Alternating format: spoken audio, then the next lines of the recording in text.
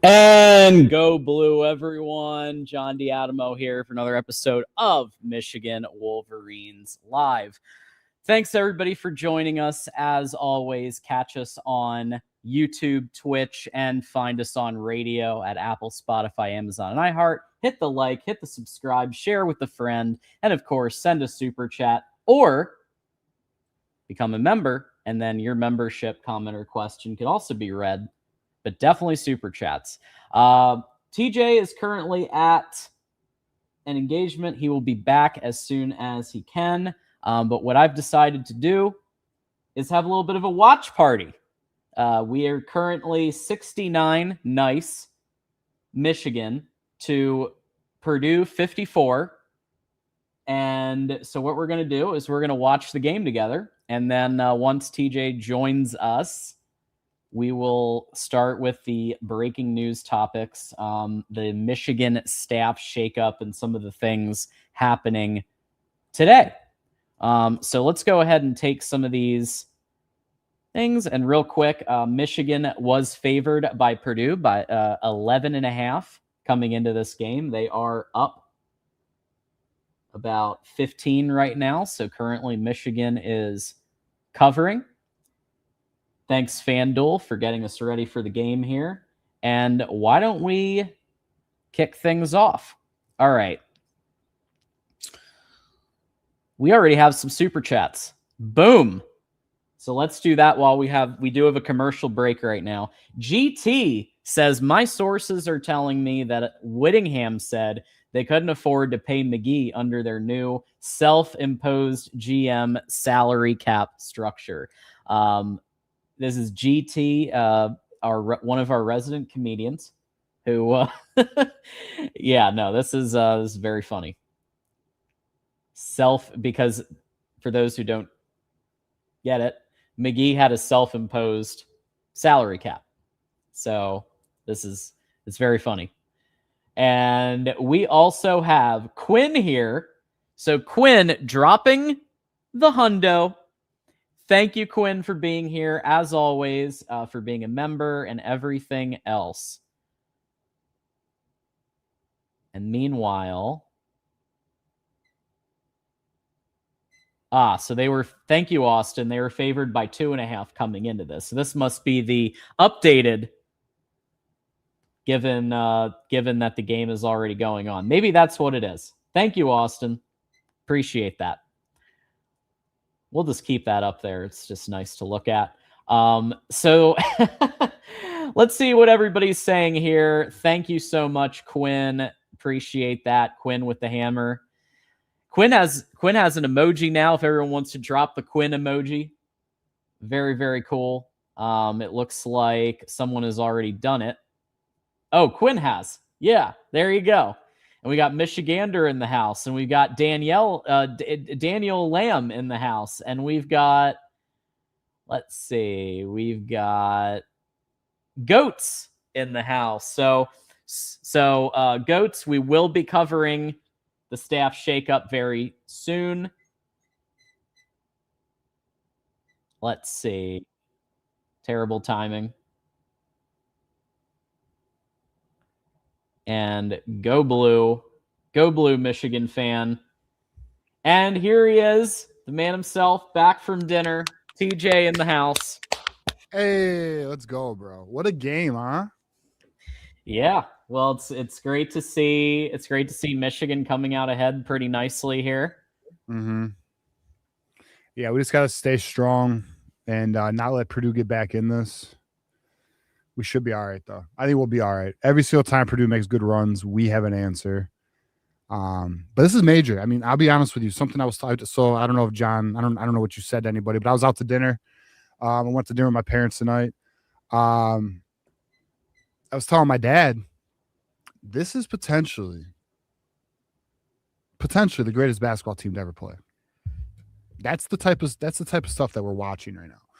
Like, to go into Mackey Arena and play how they're playing right now. I know there's 7 minutes to go. We got a lot of work ahead of us. Like, it's not done.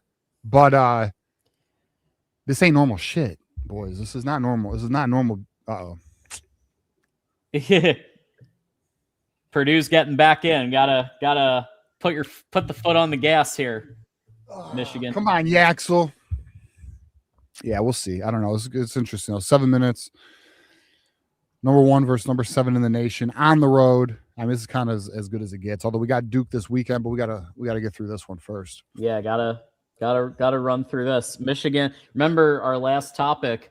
One of our topics last week was, can Michigan make the number 1? Well, Michigan's number 1 now. That's right. And they gotta hold it now, right? Exactly. We're defending the belt right now. And boom, there's a 3. Let's go. Was that McKinney? I think so. Yep, McKinney. And he's had 18 games where he's had 10 plus points, McKinney. So it's very cool. I mean, I'm very interested to see if he comes back next year. You know, was a 5-star coming out of high school. Could be a one and done potentially. I'm sure he'll go through the draft process like a lot of them do, and then he'll make a decision. Come on. Jay says, terrible timing, John. What, like to start the show? Well, I want to start the show on time. Like, you know, so we're gonna try to honor that. But when there's major events where you've got 2 ranked opponents like this, top 10 ranked game, we can do both. We can start the show on time and watch the game. So there you go. Yeah, we're just hanging out. We're hanging out before the show begins. No big deal. Yeah. We're just making sure Michigan hangs on to this nice 12-point lead. We're playing the clock right now, trying to drain it. We are. Boys got to answer right now, though. I mean, we should have had 2 points just a second ago, but unfortunately, a poor play by us. Yeah. Yeah, the defense has kind of fallen off here a little bit. Like, still got 7 minutes, boys. Got to keep going. Yeah, we got a lot of game left, man. And I've been talking a lot of shit, so they better not let me down. Okay. Looks like they're setting up a 3, maybe. Oh, no. Oh, no. Going for the inside. Foul? No. Yeah, has to be. Is that not a foul? It is. Or are they saying our ball? I got the sound off, so I can't hear shit. I mean, it's clearly a foul. Oh, it's clearly off fucking Purdue. That's a foul and off Purdue. Get out of my face. Oh. Come on, y'all. Jay Scott just like starts shit. By the way, Jay, I ran a poll on jersey sponsorships. 90% said no. Okay. But there's definitely you saw the poll, John. There's definitely a vocal minority, though. So we're going to find out. I will say this. The majority is not vocal enough. I'll say that right now. The majority, the 90% who said no, Not vocal enough. If you really don't want that shit, good foul, boys. If you really want that shit, you better start being vocal, I'm telling you, or it's going to be too late, and we're going to lose ground. We can't lose ground. Oh, snap. Wait. Yeah, great. What?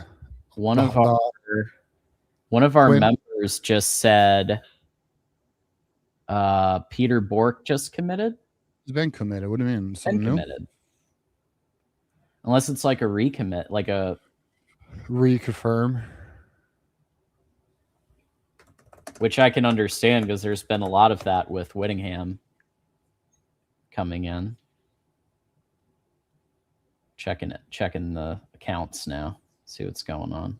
Yeah, I'm about to just look too. What the fuck? Oh, he decommitted. Oh, okay. When the fuck that happened, dude? I just was at dinner. I didn't see this. Shut the fuck up. That happened? Yeah, I'm trying to find like anything about it. Shit. By the way, Sam Webb killed all of our dreams on Courtney Morgan. Yeah, I mean, we'll get into that. We'll get into that. I said in the clip, I told everybody who it was probably going to be. Well, it's not him either. It's not him either, apparently. He's not. Well, he's going to come. Yeah, yeah, it's apparently. But maybe he's not going to be GM. Well, we'll find out when we cover that topic. Why the fuck would you? I know we will. I don't even want to talk about it. I got so much to say on that. Like, that's blowing my mind right now, learning about that. The Peter Bourque shit, though. Okay, so that happened. That just happened. Wow. Why would you commit? Why would you decommit when number 1 Michigan's playing against number 7 Purdue, Peter? Why would you do that? Like, you're ruining my high. You're ruining my high, bro. I'm on a sports high right now, and you're fucking it up, Peter. Okay, Devontae, decommit. Yeah, because I was like, wait, he's already committed. What are we talking about here? All right. 74-63 Michigan. People going nuts.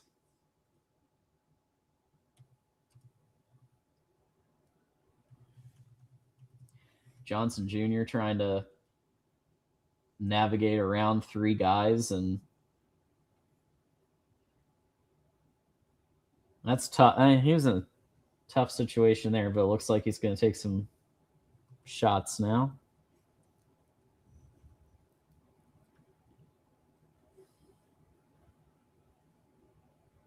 Okay. That actually sucks a lot. Well, aren't they pretty high on Donald Tabron? Well, there's the other kid too. There's the other kid too that I forgot his name though. I'm sure someone in the chat has it, but the other kid that I think he's out of the state of Oregon or something. He's got like the Polynesian last name. He's kind of dope. He's actually not kind of dope. He's really nice. There's plenty of options. The problem is we have no idea. Like, it's so early with this new staff. We just don't even really know their type yet. Right. That's what sucks about it. That's why recruiting's so tough at the moment. Plus, it's a bit of a dead period. Our ball. There we go. Morons, you're not supposed to put it out of bounds. What the hell? They didn't teach him that? Whoop, whoop, whoop. Maybe just maybe they sprayed WD-40 on the ball right before there.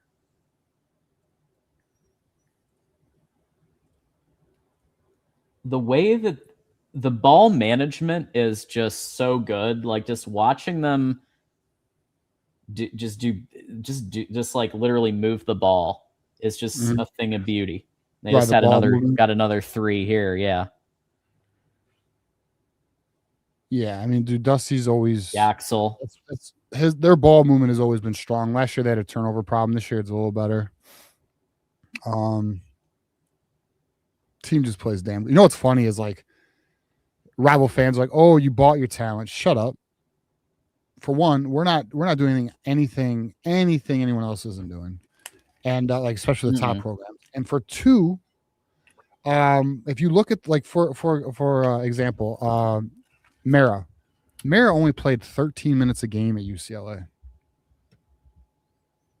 Okay, you're mad Dusty is able to identify. Your problem is Dusty can identify talent better than your coach. That's your problem.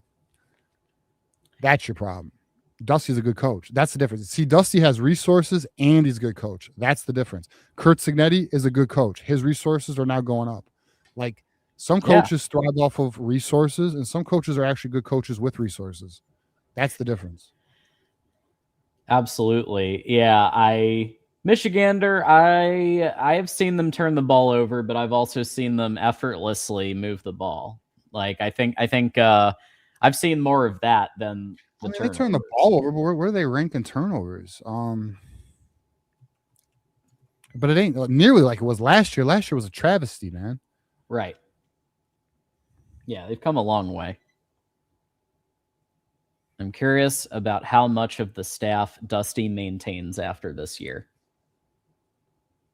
Well, more like, I feel like it's more of the fact that if he goes very, very far, then his assistants may get offers to be head coaches, right? Or,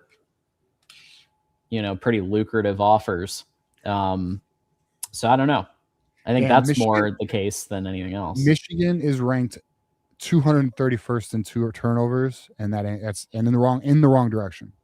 They are the 231st worst team in the nation out of, just for reference, 365. Holy shit, there's a lot of D1 teams. Damn. I didn't even, they keep adding them. They keep adding them. I remember it was like 340. Now it's 365. What are they reviewing here? I mean, was his foot on the... Oh, because that guy? Oh, the push? Maybe the push, yeah. That's what they might be looking at it. And don't take... Let's see.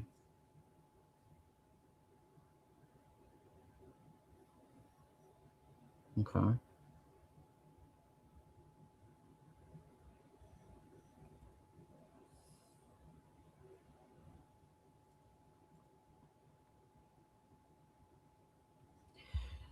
Credit to Purdue. Well done play there. We got 4 minutes, 13-point game. We really just need to score every other shot right now. We're fine. Or once every 3 possessions, we're fine. Just drain the clock, score once every 3 possessions, we'll win. Yeah. Yeah, I think we're in pretty damn good shape, and we just got to play smart. Just play smart. Nice. Oh, I thought it was in. I know. Close. Fuck, all right, boys. for those of you just joining us, we decided we were going to watch the rest of Michigan-Purdue, which is on right now. Michigan is up 79 to Purdue 66. This is a top 10 ranked matchup. Michigan is number 1 in the country, and Purdue is 7th. That was a pretty good matchup here.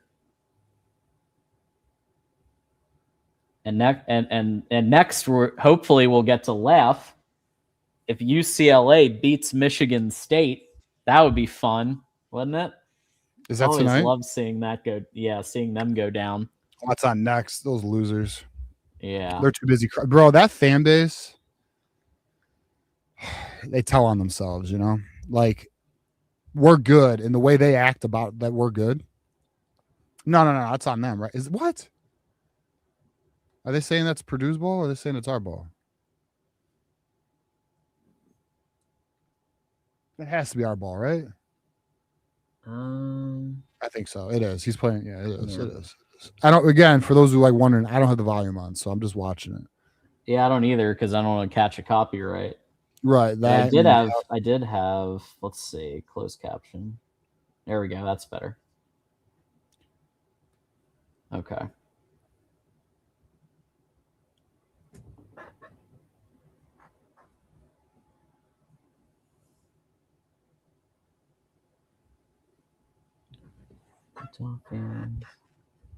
Whoa.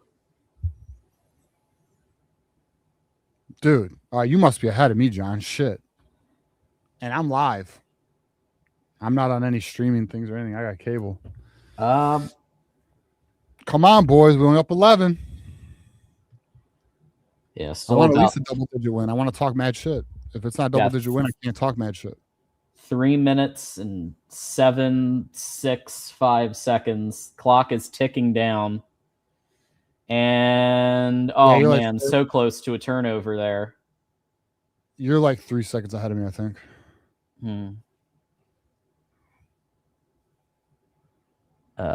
Also, there we go. That's what you want. That's what you need. You said what? 2 or 3 more shots and it's over. Well, yeah. If we score every 3 possessions and drain clock, it's over. I mean, and they did what they needed to do there. So just drain clock, another block, boys. Good D now. That's a foul. Son of a bitch. No.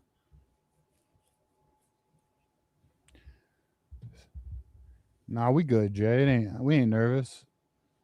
We good. We up what, 11 or no? 13? Yeah. Let's see. This is a lot hard compared to the football watch parties. These points keep coming hot and heavy here. Purdue is now 69. Nice. Yeah. So right now 12. They got 2 more free throws, I think. I think they're shooting 3. Miss, bitch. Come on. You ain't good at free throws. You suck. I only got to keep the 69 up there for a second. Now they're up to 70. We got this guy, number 2.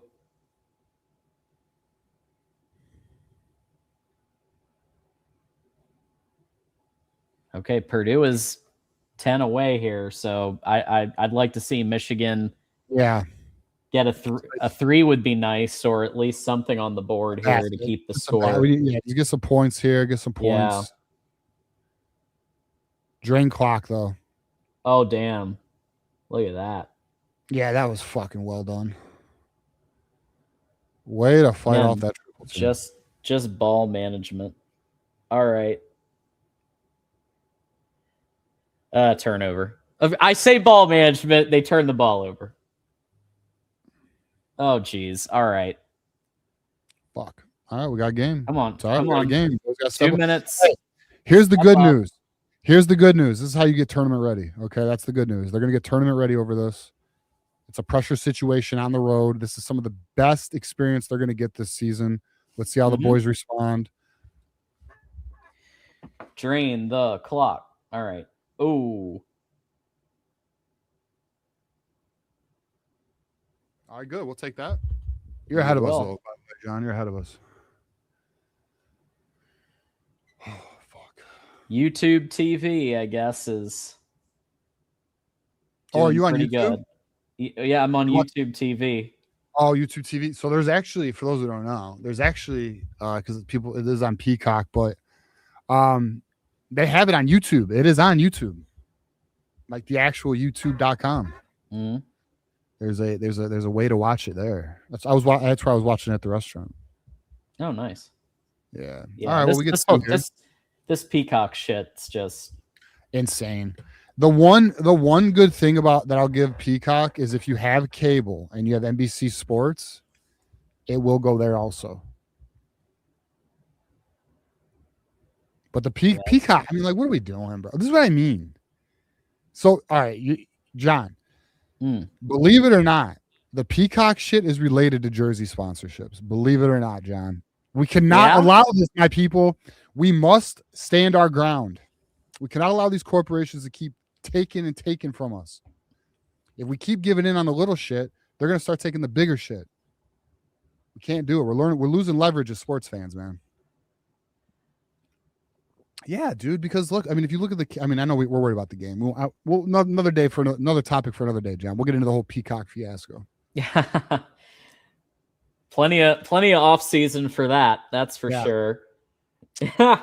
83 Michigan, 73 Purdue. That's right, folks. For those of you just joining us, Michigan Wolverines Live brought to you by FanDuel.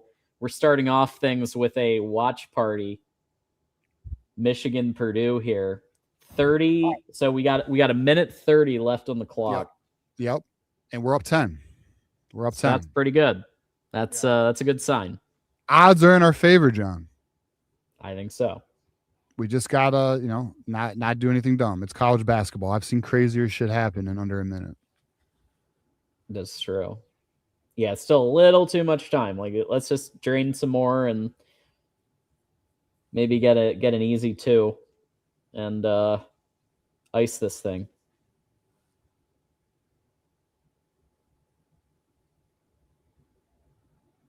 I feel like there's a commercial every 30 seconds of gameplay. Right, well, we did. I mean, they've been coming. Like, really? That's funny. I haven't really gotten them. I haven't gotten any really. All right. So 9-point game. Still a minute 30. They're shooting free throws.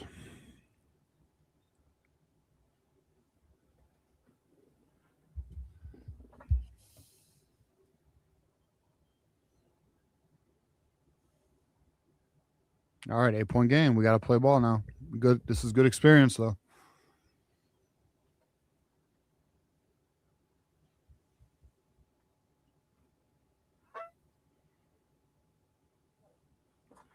See, I don't like that. Go. I don't like drain the fucking clock. I don't like the easy basket. I mean, it matters, but like if they shoot a 3, then we're.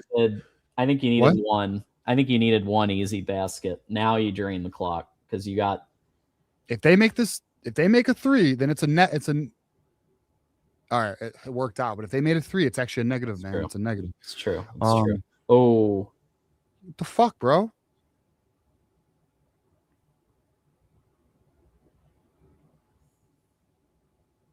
Kick him out the game. No, I'm just kidding.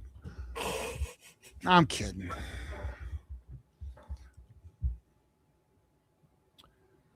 Come on, boys. Get up.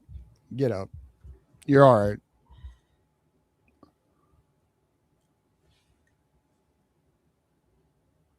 Oh, their heads hit. Ugh. Ow. And no helmets here. That sucks. That does suck. Because they're going full speed. Yeah. Next thing you know, we'll have head guards in basketball. That'll be next.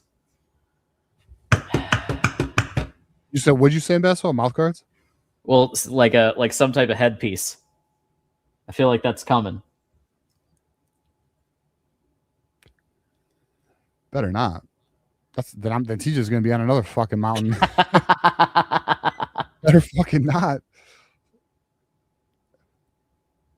Yeah, apparently the Peter thing late. happened. We were not that late. I think he's talking about the other guy who just commented. Well, shout out to the viewer who let us know though, because I did not know. And I didn't know. That does suck. I'm not gonna lie, that does suck. He's a damn good. Mm-hmm. You know what's also crazy? Michigan was paying him to be committed. Like a lot of these kids get money. I mean, I don't know his exact agreement, but a lot of these kids are paid monthly to remain committed. Wow. And Michigan and like when Peter Bourque committed in the summer, bro, Michigan made a serious move to get Peter Bourque. Peter Bourque is one of the best quarterbacks in the 7 class? I think so. Yeah. And Tay Brown's 28, so that doesn't work. 28. Yeah, he's 28. Unless he reclasses. Please do not do that. That does not work for anybody. Ask our boy, ask our backup quarterback how that goes. For those of you just joining, Michigan is up 85-75. We got about a minute, 5 seconds to go. Thank you, Jay. Hit your shots. Yeah, thank you, boys. Thank you, boys, for the contributions. Did you already give a shout out to Quinn? I did, but you know what? You weren't. Let's do one with you here. Quinn dropped a hundo. Thank you, Quinn. Let's fucking go. That is all. It matters, brother. We appreciate it. Thank you. Listen, it very much does. And And just now, Sharonly fans has also sent in a super chat. Thank you, brother.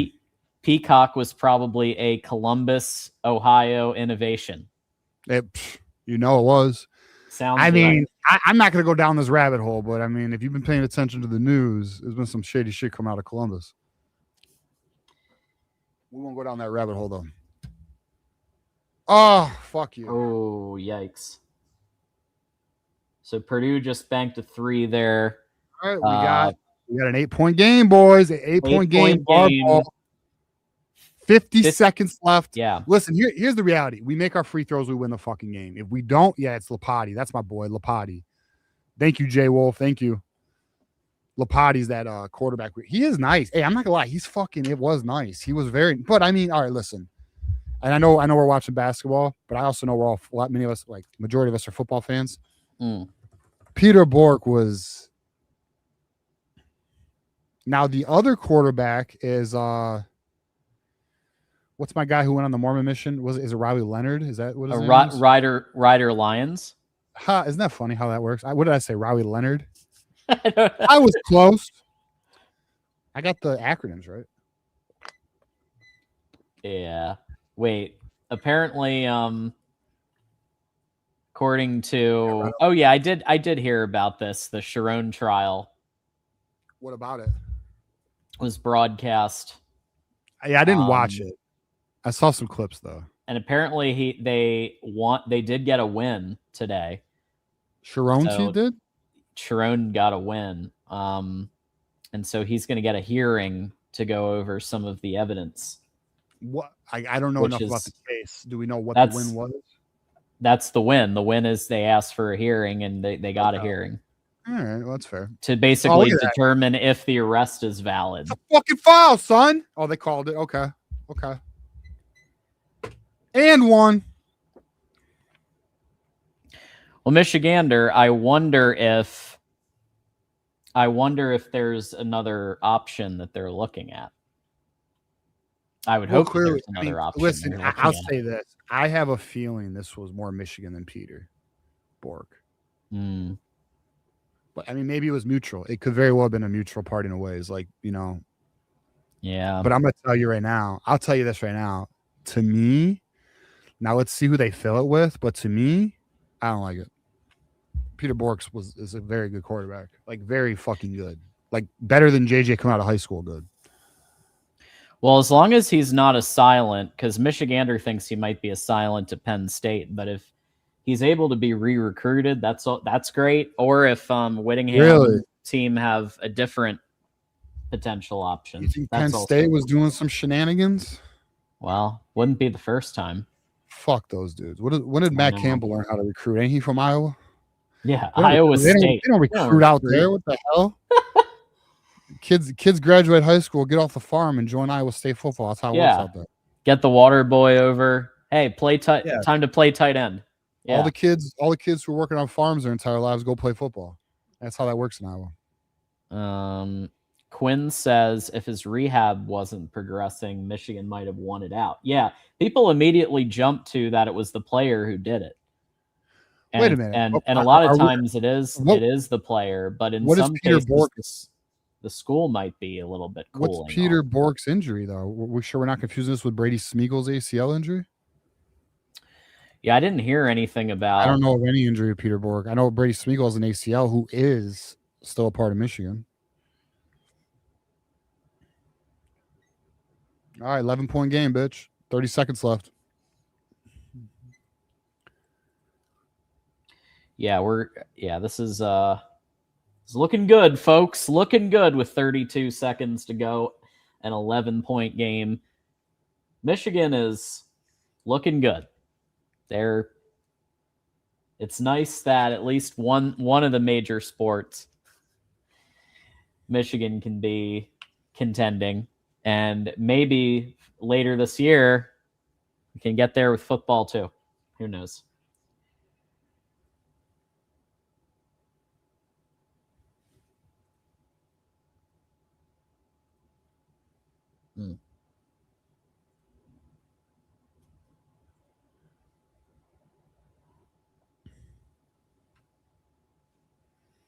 See, Peacock is another one of those things, ladies and gentlemen, where if we unified, we can get rid of it. Us sports fans, if we unified, we can get rid of this shit. I'm telling you. It would take all I'm with you on the Peacock thing. I'm with you on the Peacock. All right, let's do it. Yeah. Let's go. Let's push the movement. I think it's so ridiculous. And they keep trying to push this app that's just buggy and shitty, but they're trying to force people to use it. And well, the worst part is, and this goes across all sports leagues, they're pushing these games to all these different providers. But like, I'm sorry, there is no way. That's hilarious. Jay goes, Peacock's our new sponsor. I'll never sell my soul, Jay. Fuck that. I can't hush me up with money. No. Unless it's $500,000 a year for the rest of my life, and I'll think about it. Yeah. Well, I think anyone would. I think anyone would for $500,000.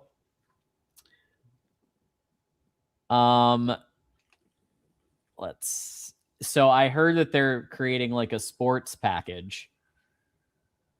I did. I like the idea of you get a reduced rate if you know, hey, I'll pick these channels, get a discount. You should be able to only pay for what you want. Now, there's a risk with this though.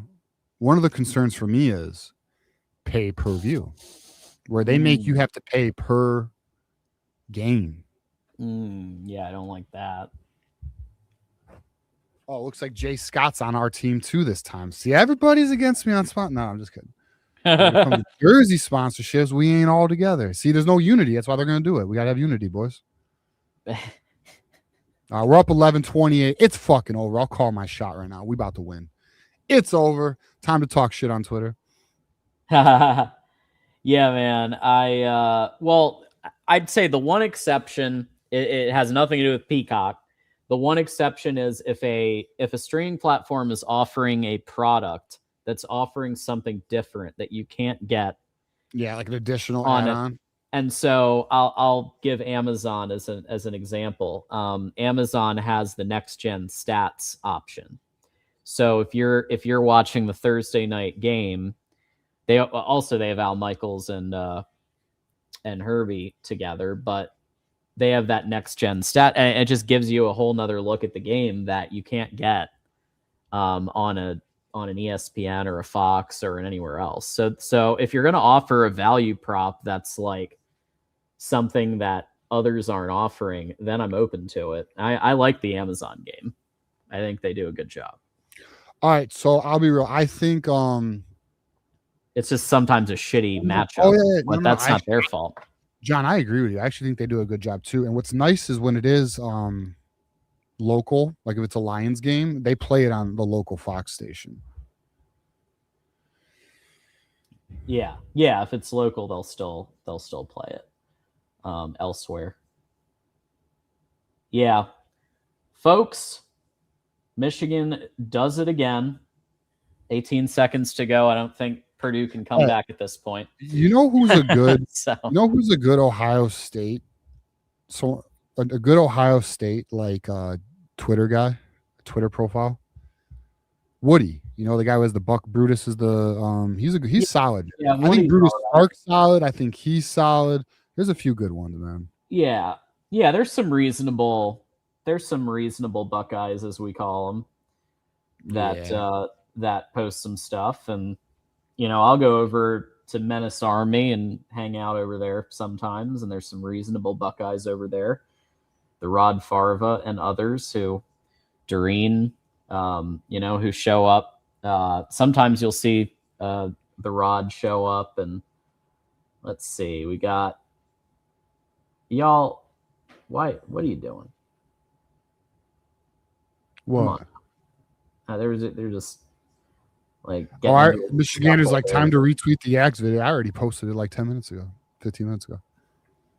He was just a prophet, bro. He was just telling the future. Nobody wanted to listen though. Everyone got all. Let me actually. I have something I want to say about that. There were Michigan fans and there was additional sports fans, not Michigan fans, who were upset with that video. But he shouldn't talk like that. Listen, the sooner you realize that is common language in a locker room, the better off you'll be, and your perceptions won't be as shattered. That's common talk. Common talk. It's locker room talk. Not only that, like he was fucking around with a Purdue fan at a bar. Like, is my guy Yaxel not allowed to have a drink? Of course he is. He's of age. Like, he could talk his shit. He's a fucking D1 athlete. If I was a D1 athlete, I would probably talk some shit. All right, that's it. I'm not a D1 athlete. Game is over. Michigan wins 91-80. How about that? So appreciate everybody for hanging with us as we watch the game. Got a lot to cover in terms of football stuff, right? A lot of news. But before we get to kind of everything that we had prepped, I did want to just at least touch on the Peter Bourque thing. So, you know, obviously this just happened, so we're gonna kind of find out more. Obviously, we still have Tommy Carr here, and there's some others that are being looked at. But like, I think for that he's a really great talent. So I think that is a bummer to lose Peter Bourque, and I hope that they continue to try to recruit him as much as possible. Penn State shit is confirmed. I just had a Penn State fan run his fucking mouth at me, so it must be true. Whatever, you know, his loss. You know, now we got to beat him. Not, you know, all right, good luck. Now you're gonna lose. So happy for you. You know. Yeah, we're gonna be that much more motivated to give an answer back to Penn State, and considering we play, we'll be able to give our take on that. Because Olish was, because remember, Olish happened. So we still remember that. So they have a history of snagging our players. We do remember. We all remember, John. We all remember. Yeah. Mama Olish was not happy. By the way, without going into too many details, I will just let you know the Olishes are aware. They are very aware that the mom is a meme, and they're cool. They're cool. They're fine. They're okay with that shit. So shout out to them for being good sports. Yeah, 100% shout out. I was given insight into a conversation, and he thinks it's funny. Andrew himself finds it funny.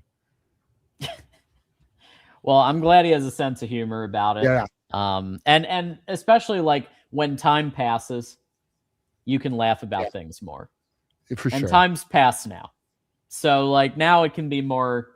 When it happened, it wasn't so funny. No, but now that some time has passed, it sucked. But now that some time has passed, we can think back and enjoy that. So yeah, I think as far as Peter Bourque, I hope they can, like I said, I hope they continue to recruit him. I know that Tabron, they're heavily trying to get Tabron, but he's 28, like we said. Ryder Lyons coming, being positive. So Wolverine Warrior is putting the good vibes out there. Jay Scott, speaking of Lions, what's your opinion on the Bourque versus Lions debate? I personally like Bourque a lot. Haven't seen much on Lions. Go Blue. Well, here's the debate's over. I mean, we don't have a choice. I mean, listen, personally, I'm a Peter Bourque guy. I mean, I'm high, I was high on Peter Bourque. I dubbed Peter Bourque the next starting quarterback under Bryce Underwood. That's done. Yeah. So now we're gonna find out. You know, the Ryder Lyons thing. I'll say that right. I'll tell you right now. Pay attention, because he made a lot of noise when Whittingham went to Michigan. Like, for some reason, he came out of the woodwork, even though he's going to his mission. Now, Ryder Lyons is a nice-ass quarterback, though. He really is. But the concern with Ryder Lyons, and to Jay Wolf saying it's either Ryder Lyons or Lapati, and Lapati is nice. I agree. Jay Wolf's right. I mean, Taborn does hope, but Wolf, can we just, and for those who don't know, Jay Wolf says it will be Lyons or Lapati in 27, Tabron in 28, boys. We are good. All right, let me just pause for a second. Are we sure the staff likes Donald Tabron? Are we sure? Because they didn't like Peter Bourque. Are we sure? I'm not sure. I don't know yet. So I think they're in on him. I mean, based on why? I mean, Well, why not I've Peter read a Bourque? couple out articles, but Do we think Peter Bourque is strictly a Penn State fuckery? I mean, is that what we think's going on here? well, Penn Or do we State's think been Michigan recruiting Bourque for a while. Like Penn State was one of the 3 schools about a month ago that was listed as trying to call up Peter Bourque and trying to flip him over. It was Penn State, Georgia, and Virginia Tech that were the 3 schools that were trying to get in there. Yeah. Ever since Matt Campbell was hired, he has been recruiting him hard. So Matt Campbell sees him as his guy, somebody who could take the franchise to the next level. Yeah. Because he wants to show that he's not James Franklin. He wants to show he can win a big game. I understand that. I wish it was a guy that wasn't a Michigan guy, but, I do, on one hand, understand. So more to come on that. Obviously, we literally just found out about the Peter Bourque thing, so we'll keep, obviously, Thursday night for the call-in show. We'll keep you updated on everything going on there. Why don't we switch gears to our kind of main thing that we've been talking about the last 12 hours or so, 10, 12 hours. So TJ and I did release a video. For those of you who haven't seen it, definitely check it out later. But giving our instant reaction to the news that the entire recruiting front office is about to get shaken up, right? Because let Witt cook. Well, Witt wants to cook with the front office too. So Sean McGee, along with Albert Karshnia, who's been with the program since 21, hired by Jim Harbaugh, Sam Popper, who just flipped schools today, and Kaylee Johnson, all reportedly moving on. And so this is the end of an era, TJ, the end of this crew and the beginning of something else. Right. What would you say is kind of the legacy that and I'm not talking Sharon here. I'm talking specifically these people, right? Let's avoid that whole thing. But these specific people, Sean McGee, Albert Karshia, Sam Popper, Kaylee Johnson. I mean, how much of a loss is this for Michigan? Do you think that they can bring this back? You're into the recruiting more than I am, so I definitely want to get your take on, what this might be resonating at for players and coaches. Well, it depends. I mean, it all comes down to who do we replace them with? Is it an upgrade or a downgrade? I mean, and just so everyone knows, like the court. All right, so let's lay this out. It appears the Courtney Morgan thing not happening. The door's closed from all indications. Michigan is, but to go a step further, Michigan is not is Robert Blecken, right, John? Yeah. Robert Blecken will not be the GM either. So we are truly in a position of who? I don't know. I mean, it's the reality is whoever Michigan goes and gets better be a killer. I will say this. I had somebody very, very prominent. You all know who it is. DM me today. Out of respect, I won't name it. And he actually challenged me on the narrative that Sean McGee is he imposed his own salary. Let me just confirm. Let me just read what he said.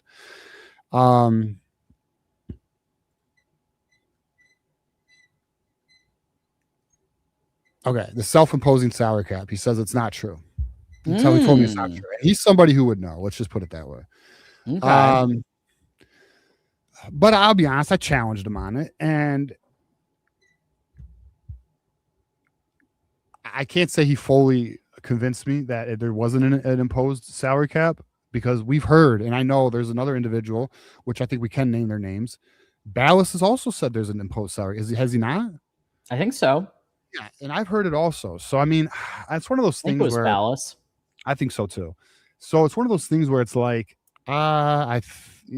I don't know. Maybe it's not as black and white, but Right. at the Maybe same the time, truth is somewhere in the middle where there was some type of concept of a salary cap, but that there were exceptions. I mean, there's lots of right. Well, there possibilities. clearly were exceptions. I mean, that's clear. We saw them go up, like for Bryce Underwood, they were willing Right. to whatever it takes. You know, they Right. definitely have players Savion where it's Hyder, whatever it takes. right, whatever it takes. Like they do have that, right? But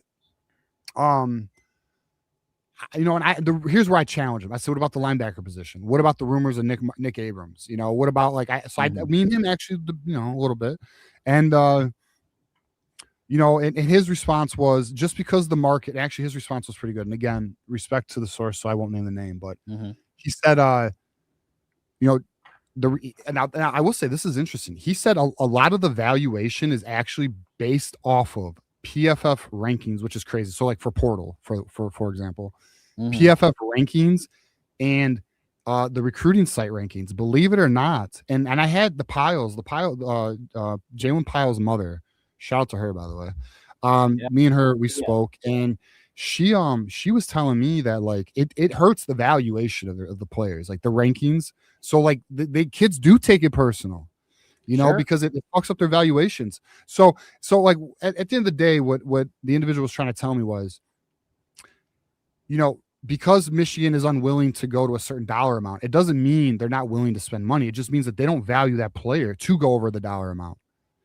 And that's the difference. And that's what they were trying to, you know, communicate to me. So I would argue there probably is some truth to that. Like we know, obviously Michigan does its own rankings, right? We know Michigan has never followed the recruiting trend. And just so you guys know, there are schools that do follow what the on-3s and the 247s are putting out, man. Like there are schools, believe this or not, I've been told there are people at universities who do monitor message boards to try and get information on the players that they're recruiting. To learn like, oh, is a player trending a way that we don't know about? Because you got to remember, these kids are not always 100% transparent.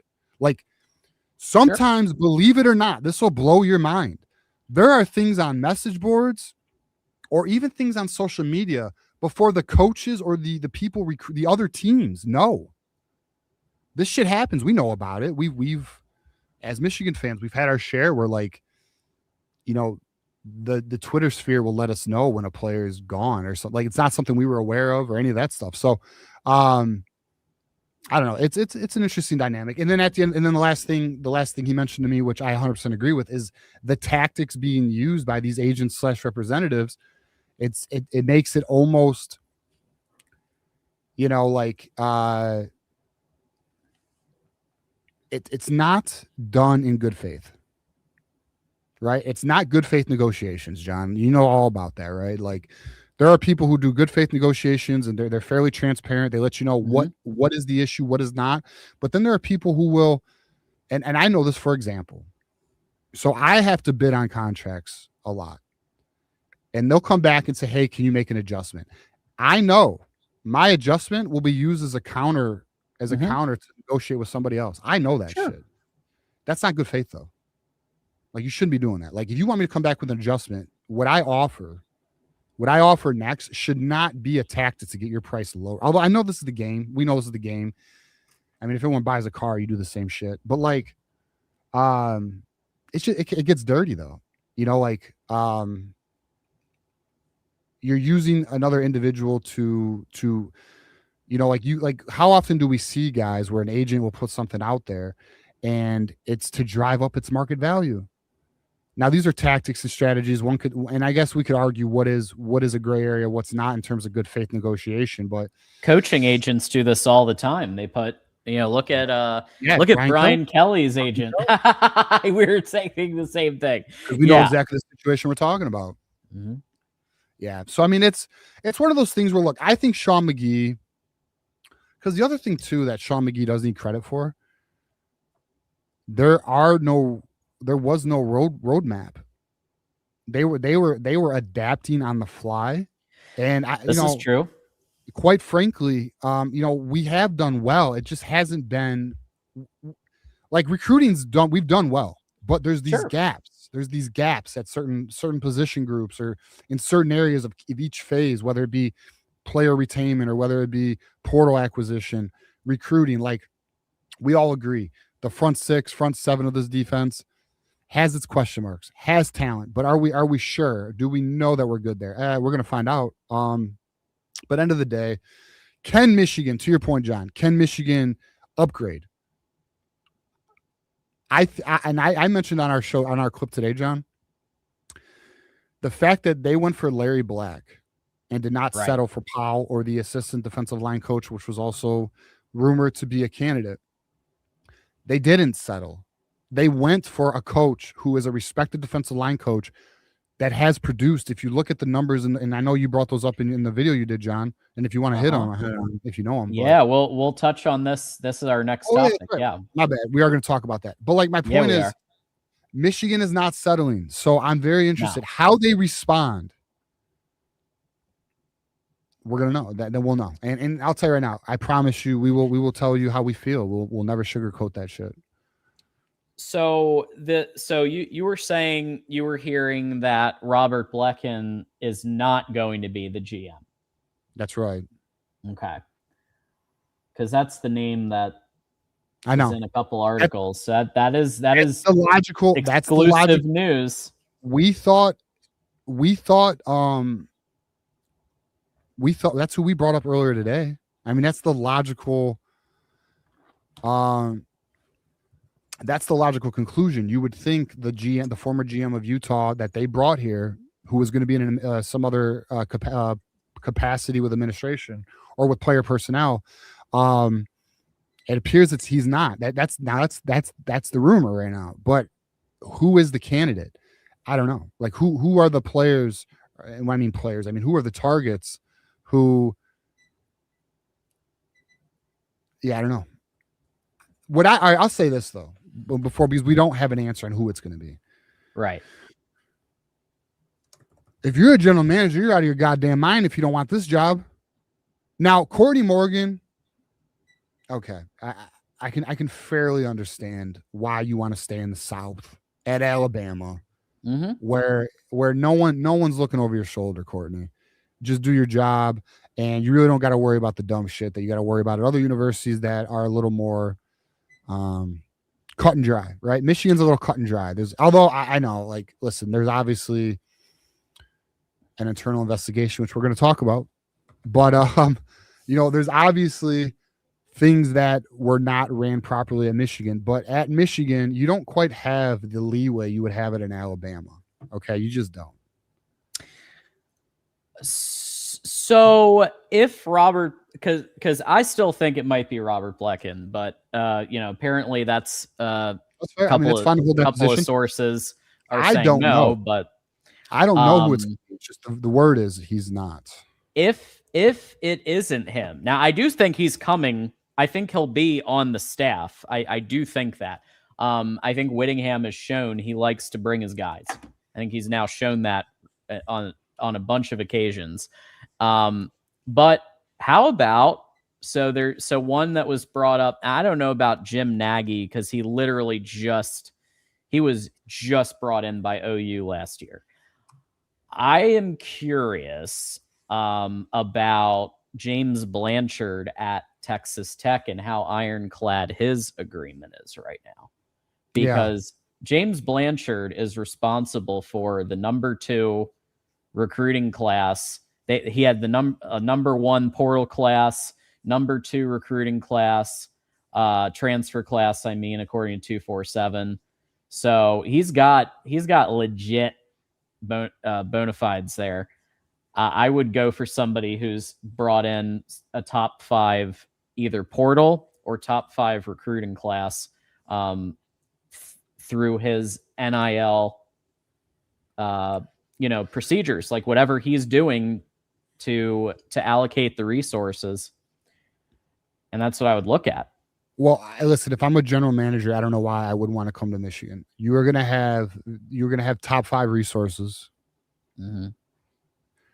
And you're going to have an opportunity that you just won't have at many places. I mean, there are, I see we have an Ohio State fan, I believe, Justice, who, listen, his argument is we're not top 5, we're a top 10 program. I'd argue we're between 5 and 8 personally. I don't think we're a top 5 program either.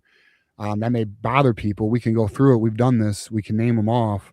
I think we're about 5, though. I think we're about 5, anywhere from 5 to 8. But, and mind you, the limitations in transfer portal are a factor into not being higher, because it does suck. But end of the day, this job is the general manager job in college sports, especially college football, is becoming more and more in demand, especially for people who have aspirations in front offices, especially in the NFL. This is a prime job. You want to know something that, it depends how you want to look at it, but I'm not even opposed. I don't know. It might be a different game. I don't know enough about the general manager position, but like part of me thinks that, like, why would you not try and pull someone from the NFL level? But then it gets into, there is a difference in evaluating college talent and high school talent. And there's and I already know somebody's yelling this, because I'm yelling at myself in my head right now. The truth is, though, the relationships and the networking are honestly probably one of the biggest. That's where Courtney Morgan shines, man. Like, that's his network, his relationships, his personality. And he's just he's just very good. And I do think if DeBoer was hired, he'd be coming. Oh, we know that. I mean, I'm confident that's true too. I mean, I feel listen, Morgan was here in December, and he was here without the DeBoer shit. And and discussions were had in case DeBoer doesn't come, would he be willing? Apparently that door's closed. Well, there it is. I mean, I do think that, yeah, Courtney Morgan was a long shot after DeBoer won that playoff game. I think it was just done. I think that kind of closed the door. But, yeah, there are options out there. Michigan is a great I do think that all-time top 5, maybe, I mean, Michigan's the winningest football program of all time. So top 5 all time, yes. Top 5 right now, that's, I think, what's more the debate is, like, maybe it's more like 10, 15, but the resources are still one of the top in the country. And so it's just who's going to be the conductor of the orchestra to manage it all. And let me also say this. I think the fact that you see Michigan basketball playing at this level is only a motivator for the donors. They see, like we talked about, if anyone was with us in the watch party, we are watching one of the best college basketball teams ever. Mm-hmm. Ever. Like, really appreciate this season, guys. I know it matters how it ends. Like, I know, but appreciate the present, appreciate these games, big game Saturday. But you are watching historic shit right now. Not normal, like, clearly. So and hockey. I don't disagree, Jay. But I mean, the resources to the basketball and football program are just far greater than the hockey program. But I listen, I made a post yesterday, like, that was in jest, but I was also, I'm not gonna lie, I wasn't completely unserious either.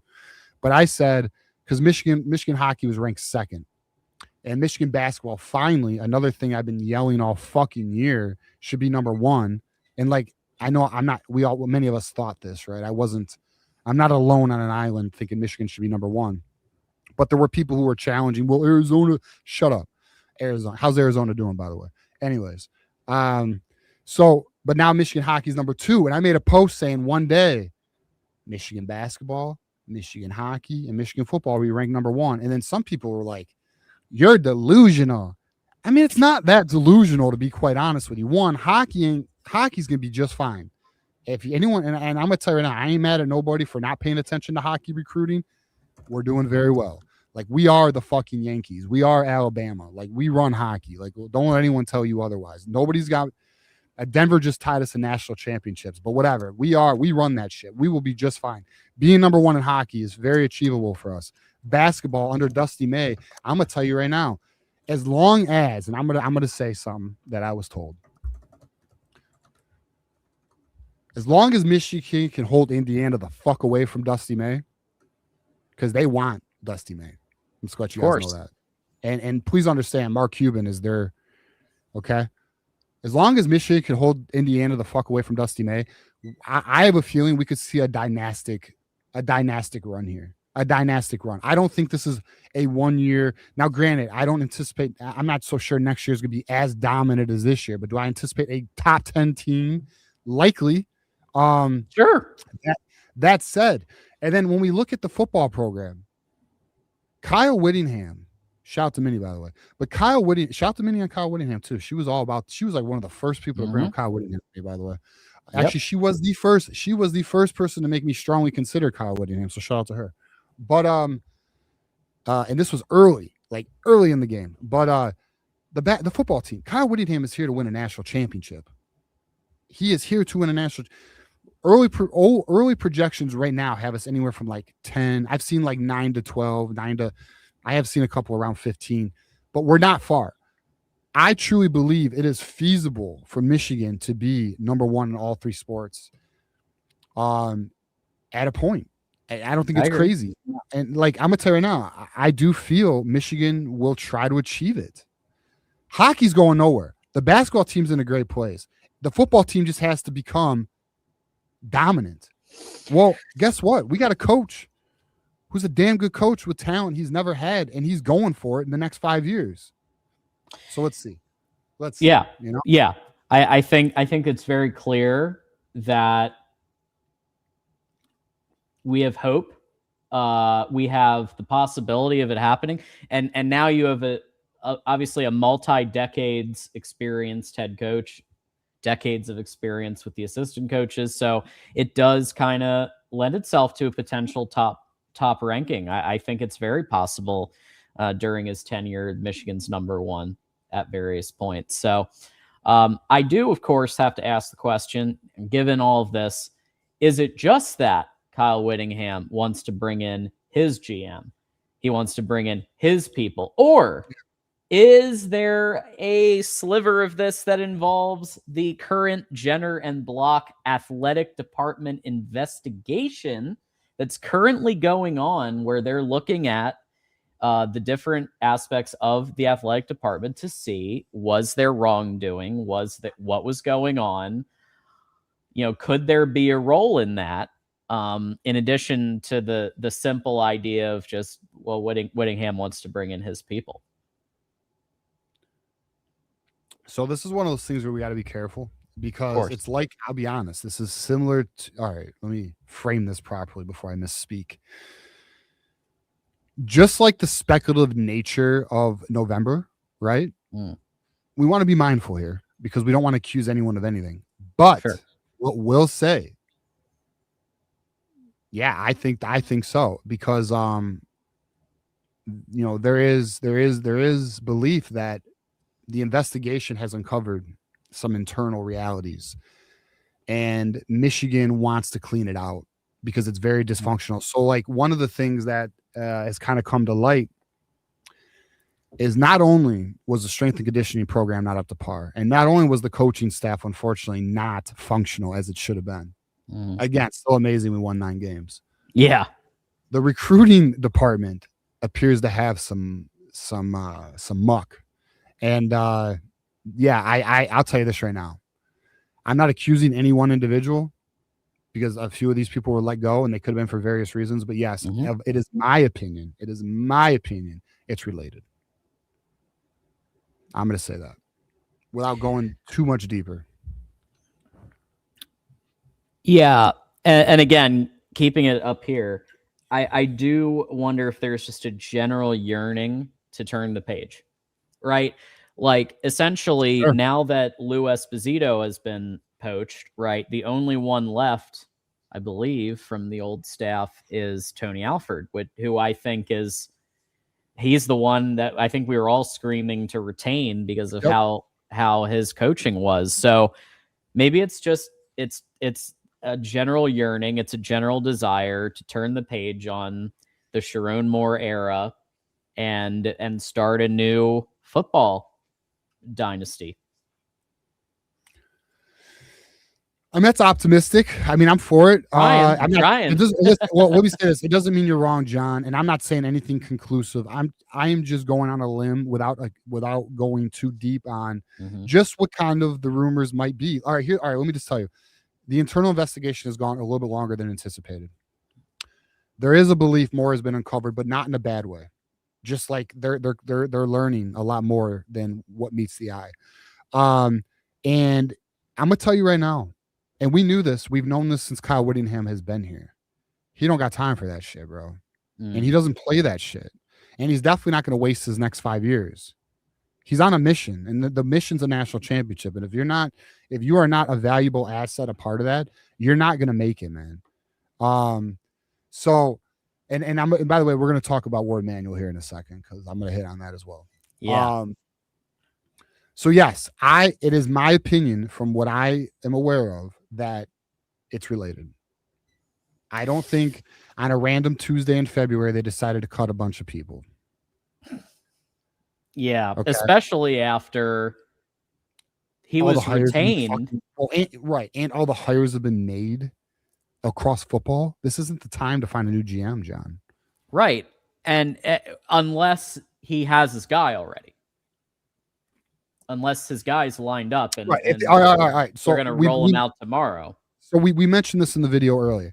If it is Blecken, then it was just a play to get Sean McGee to get through the retainment, to have him network because Sean McGee was a big part of Kyle Whittingham getting introduced to the donors. Okay, that was a big part of it as well. They went to a bunch of donor events. One was in Florida. That was pretty big. And yeah, listen, I'm not saying that's not a potential. That's potential. I mean, it's on the table. There is some speculation here because I can't tell you for certain anything regarding which individual was related to the potential uncoverings of this internal investigation. I don't know that. At least right now, I don't know that. It's too fresh. But I will say it is, I'm leaning that I'll say this. You want to know how you really know though? If Blecken is not the general manager. Because then why would you cut Sean McGee in February on a Tuesday? You wouldn't do that. So now the next question many are asking, then there might be someone celebrating right now. Well, then Ward Manuel's fucking gone, bro. Uh-oh. All right, I will share. I have an individual who has been very good to me in terms of sharing information, and he was one of my best people during the coaching transition. And actually, he texted me Sunday. John, I think I read this to you. I'm going out to dinner with him. Shout out to him. He watches the show. Shout out to you. Actually, he just texted me 8 minutes ago, my boy. Anyways, so regarding Ward, there is a belief that potentially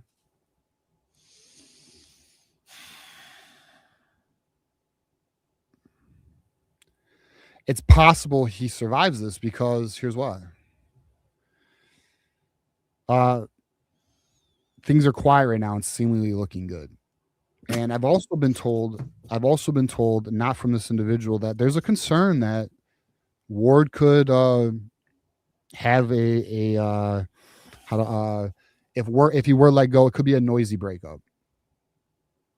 You know what I mean? And they don't want that. They don't want any fucking turbulence right now. That's why you negotiate an exit agreement. That you pay him enough money so that he fair. I mean, fair. I mean, it's that's what would have to happen. If Ward Manuel is retained, that would be a letdown to players, coaches. It would be a laughingstock choice to keep somebody who literally looked the other way. Basically, Sharon Moore and the side piece were like, "Yo, we're not doing anything," and he was like, "All right, sounds good," and moved on. Okay, when it was an open secret in the program that Sharon was doing what he was doing. All right, hold on. All right, keep going, John. I gotta confirm something. It was an open secret. And this is just the latest in the long line of decisions that Ward Manuel has made that have been from inaction. He decides things from inaction. And it was only, I would say, Whittingham is one of the few examples where he did actually, and it wasn't just him, it was part of the search, but he was part of it, where he did proactively go on a search. And he did proactively get Whittingham. I mean, even Dusty May there was a heavy assist on Dusty May, right? If it wasn't for Coach Beeline, Dusty May might have gone off to Louisville. All right. So, all right. I'm very apprehensive about this. So, all right, to transition back to what we were talking about, is it related? I am now of the opinion where I said, remember I said, from what I was aware of, and I said, I did think it was, but I wasn't sure. Uh-huh. All right, so I'm sure now. So I think it is related. I'll just say that. I just received a text 8 minutes ago, kind of confirming that. So okay, we're hearing from sources on live television. I'll just say this: it appears there was some relation to it. It was tied together here. This wasn't all right. Let me just put it wasn't a coincidence. Okay, it's not a coincidence. So let's see. Now let's let it play out. I don't know any more than that. Don't know more than that. Just that it's related. So the investigation has its, now we'll see how it's framed. We'll see how this is public, because it hasn't really gotten out that much. But we'll see. Who knows? I don't know what was uncovered. I don't know the extent. I don't know anything else. Just that it's not random. That's all I'm aware of. So yeah, this is why you keep it tuned to Michigan at the Voice of College Football, by the way, getting real live information as we're on air from people inside, outside, surrounding the program, in the periphery. I just want to say, I got some people who feed me information. Mm-hmm. They don't need to, bro. And they look out. Some of them are actually fans of the show. I mean, shit, John, we've had parents who are fans of the show that they reach out. We appreciate that. Thank you. So I just want to say thank you. I don't know if the individual is watching tonight or not, but like our one boy, I won't name his name right now, but who put us on game about the Sharon Moore shit. Just a fan of the show, bro. Appreciate that. People are just really nice, really generous, and they're not. And the other thing too is people just love talking about like ball. Even parents. Like, I get into casual conversations with parents all the time. They just want to talk ball, man. And I'll say this too. Like, I have parents ask me my opinion on the team. What's your thoughts on that? I'm honored. I'm honored to even that they even want my opinion. But two, they don't got to hit me up. They don't got to reach out to us. Right. They don't got to do any of that stuff. And we'll do our best. And if anyone, just know that it's not. Yeah, and we always give people the option of like, hey, do you want your name out there? Do you not want your name? Do you want it on the record? Off, whatever. So exactly. Yeah. So we try to respect the sources, But yeah, confirmation on the athletic department investigation having some type of role in this change up that's happened today. Yep. All right. I'd say that's fair. I say that is fair. Well, folks, we're not done, because not only do we have the Thursday show coming up, breaking news on any of this stuff, the athletic department investigation or the new GM hire, whatever it is, we may go live or we may do a video to talk about it. Because it sounds like there's news coming every hour on this, so we'll keep people posted. John, we've done this now. Is this our third or off season together? Third off season. Wow, it's never a boring time, John.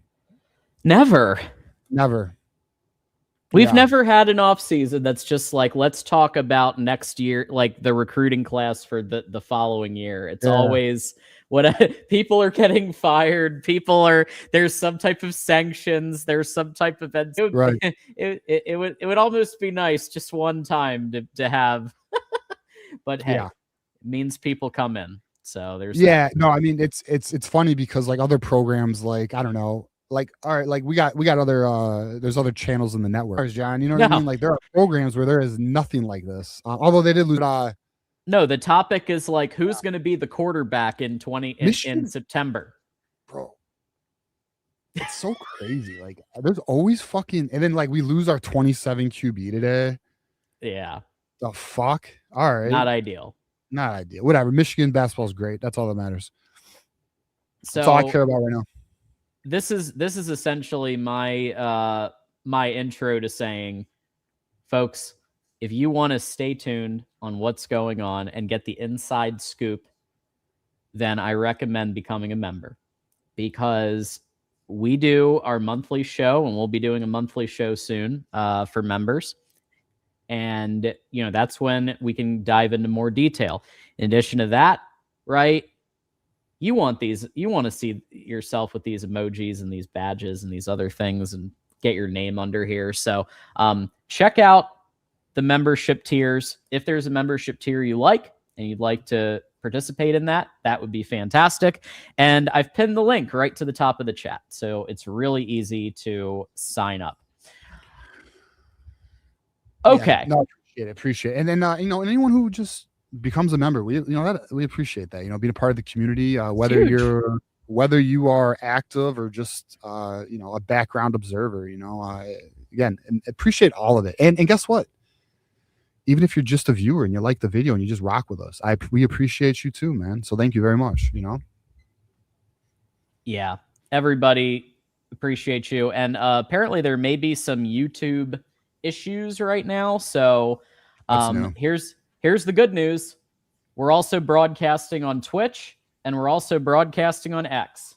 So if YouTube has an issue, we have 2 other places you can catch the show live right now. So definitely something to consider. We always have backup. Yeah. No, you know, yeah. So okay, we're good. I'll leave it alone. I was just gonna say, like, you know, like this Peter Bourque thing. Like, I've been reading some comments of people. Well, he's not what we want. What the fuck do we want then, bro? Like, what do you mean? Peter Bourque is a well-rounded quarterback, and he can run, he can throw, he has 3-level passing, great touch, great awareness. I mean, the kid's fucking good, bro. I don't know. I got to learn more about that. I mean, all we are kind of aware of is that Penn State may have made a move here. And then I did read. I don't know how accurate this is, and maybe I should.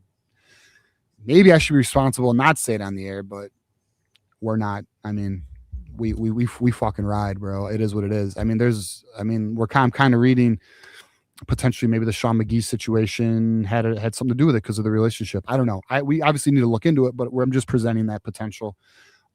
We don't know. I don't know why Peter Bourque decided it was not. All right. So let me hit on this Lapati thing, because everyone's bringing up Lapati. Listen, I'm a big fan of Lapati.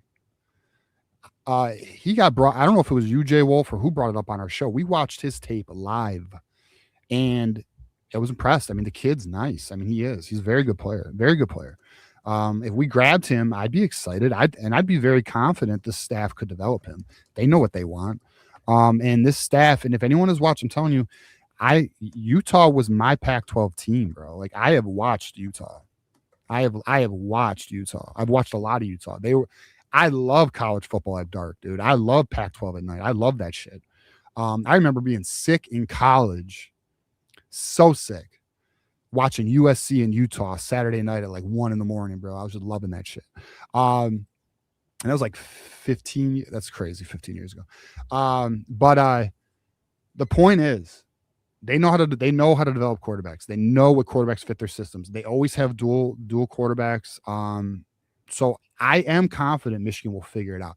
The one concern I do have, but I don't have this concern with Lapati, is in the past, Whittingham has had some quarterbacks with some accuracy issues, and I really don't want to see that.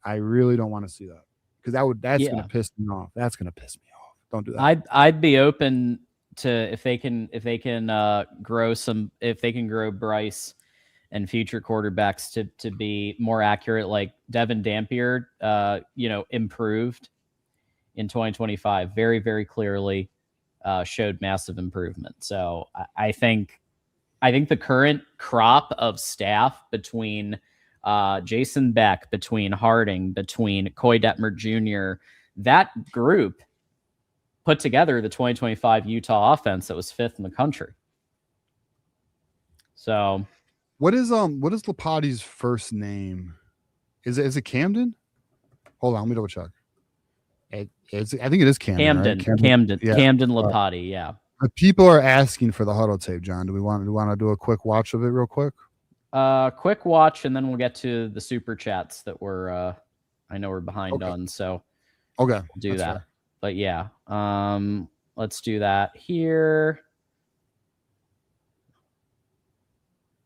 All right, you got, damn, John, look at you. I was pulling. Oh, dang. That guy's got an arm.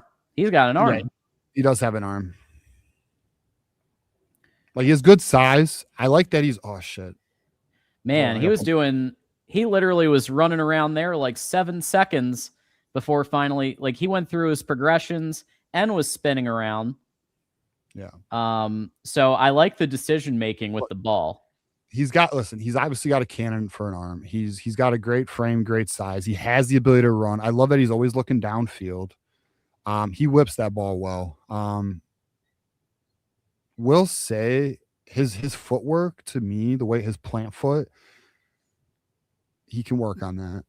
But he's also a young kid. He will work on that. See, he's more of an upper body thrower. Like, that is, I'm gonna tell you right now, that leads to an inaccurate thrower. But this can be developed.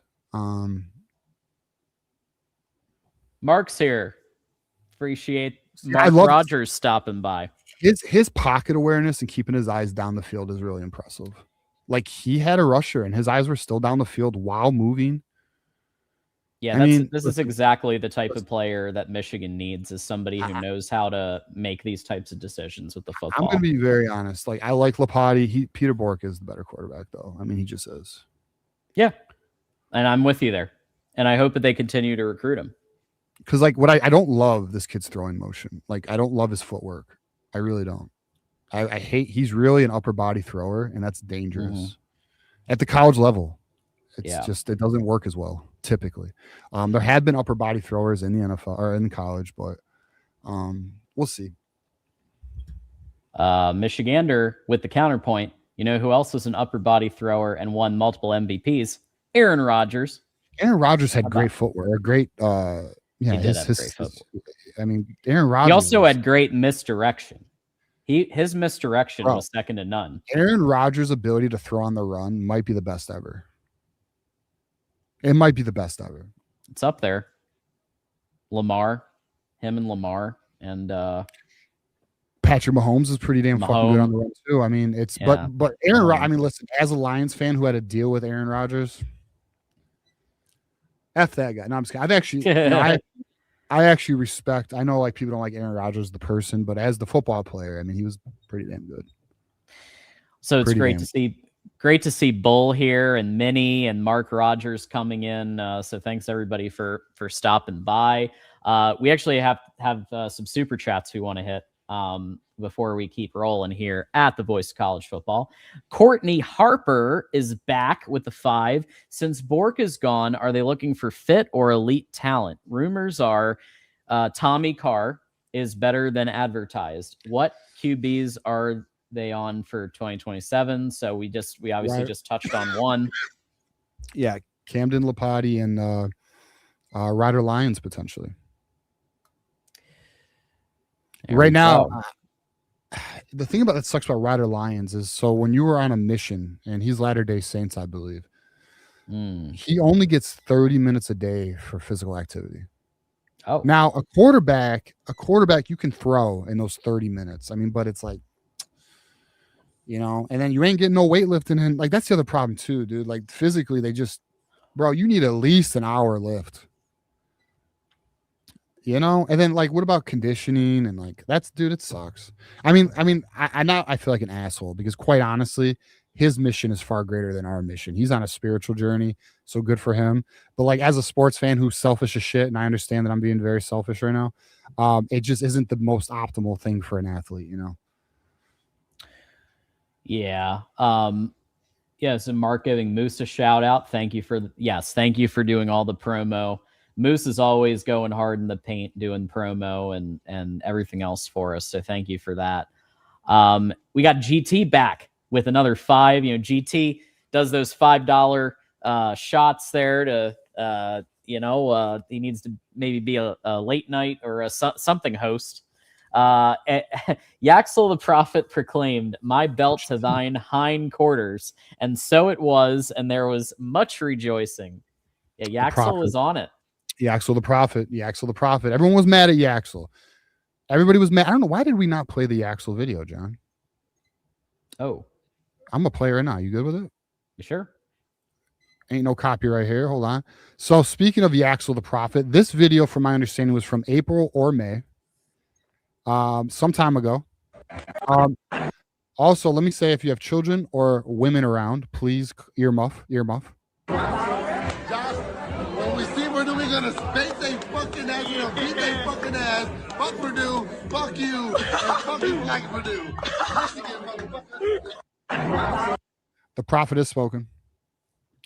He was right then. He is right now. He was not wrong. He was just early. So shout out to Yaxel the prophet. That's his new nickname, by the way, Yaxel the prophet. Yeah. For those of you who missed the beginning of the show, we actually had a watch party to start out our show today. Michigan beating Purdue 91-80. I'm adding that video to our files. I just realized should. Yeah, and this is nothing that if you haven't been in a locker room at any point, like that's very that's pretty tame. And I'm gonna be John, and I'm gonna be real with you, like, and there were fans in our own fan base not happy with that video for 2 reasons. One, the language, which I'm gonna hit on in a second, and then 2, because do it behind the scenes, not in front of a camera. Now, I think context needs to be given to how that video was made, but sports fans really need to understand that what you love about the game you watch has qualities and variables that you may not personally agree with.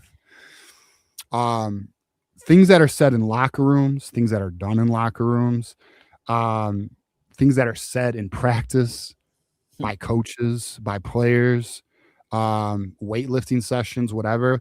Listen, it is not for a PG rated environment. Okay. Like, typically not. Now, some coaches, like a Dusty May, I don't think Dusty May is cussing his boys out, bro. I don't think Dusty May, that's not his style. There are coaches who go in on their players, and there are coaches who do not go on their players. But it doesn't mean Dusty May does not have players who speak like this, right? Like, I'm going to tell you, a lot of your favorite athletes, I assure you, if you knew how they really thought and talked, you may not love them as much. But the point is, these are athletes.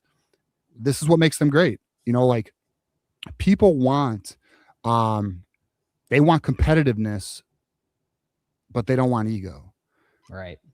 They want passion, but they don't want trash talk. You can't. No. This is not one or the other. You need that mixture to create those passionate, intense games. The hatred, like, as much as, like, listen, love thy neighbor, my friends. But when you step on that court, it's fuck you, bro.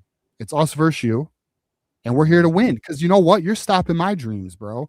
You're stopping my goals. So, it's up to the individual player to make sure they handle their shit. Some players handle it better than others. Some players are very obviously clearly reserved. But I have zero issue with Yaxel Landenberg talking his talk. Now, the context of the video, it was after hours at a bar or at a drinking establishment. And it was a Purdue fan giving Yaxel shit. They were just fucking around, and the kid recorded it. We happen to live in 2026 when everyone has a video camera. Not mad at the kid, bro. Actually, to be honest with you, I like it. Talk your shit, but you better back it up. I mean, and they did. So good for them. Yeah, and they did. And that's all. That's what matters. Bull did say that Dusty said that Yax does apologize for the language. Of course. Because they're going to do that. You know what else Yaxel Landenberg said? I don't. That's not my typical. Well, he's like, oh, that's not my typical speech. Yaxel, brother, you were throwing them F-bombs pretty damn normal. You speak like me. You cuss like I do, my boy, and that's okay. No problem. Do you? Let me tell you something I don't apologize for. I am me, and it's who I am. And now I can be mindful. Like sometimes I can be mindful in how I talk, and sometimes I am mindful because sometimes my mom gets on my ass. She watches the show. She'll get on my ass, like she will. And but I'm not. It's what it is, bro. And like, can we just be honest? How many times, like I have been in some very unique situations with individuals who are very, proper, and the way they talk behind closed doors. I have been with some very religious individuals that you would think are just the most, just true. And they are. That doesn't mean they're not good people, but I promise you, give them a beer and have a talk with them. F-bombs go flying. I think we should not. I don't think it should be frowned upon. Like, I don't think you should be, loose with your speech, but like, because someone drops a fucking F-bomb. I'm sorry. You all watch movies. Like, it's okay. Like, we're okay. Speaking of F-bombs, thank you to Michigan AD 313. Homage there to Detroit for the $5. Michigan is the best athletic program in the nation. Fuck anyone who disagrees. What? Did he just swear? How dare you? AD? Just kidding. Yeah. Hey, listen, Michigan can be the best athletic program, but Michigan has to want it. They have the resources. It looks like they're putting the people in place, though. I mean, are they not? Do we not have the right guy for the job in hockey? Yes, we do. Do we not have the right guy for the job in basketball? Yes, we do. Does it look like we may have the right guy for the job for football? I think we do. And now it comes down to this general manager. Let's see them do it, And then it's like, what about the athletic director? There's two things John Gotti and Ward Manuel have in common. Teflon Don, bro. They beat everything. Although eventually they got John Gotti. This could be maybe Michigan can get Ward here. We'll find out. Let's see. Yeah, we're all watching together. Yeah, I will say I think you need a better athletic director to be the best athletic program in the nation. I think you need a more proactive athletic director.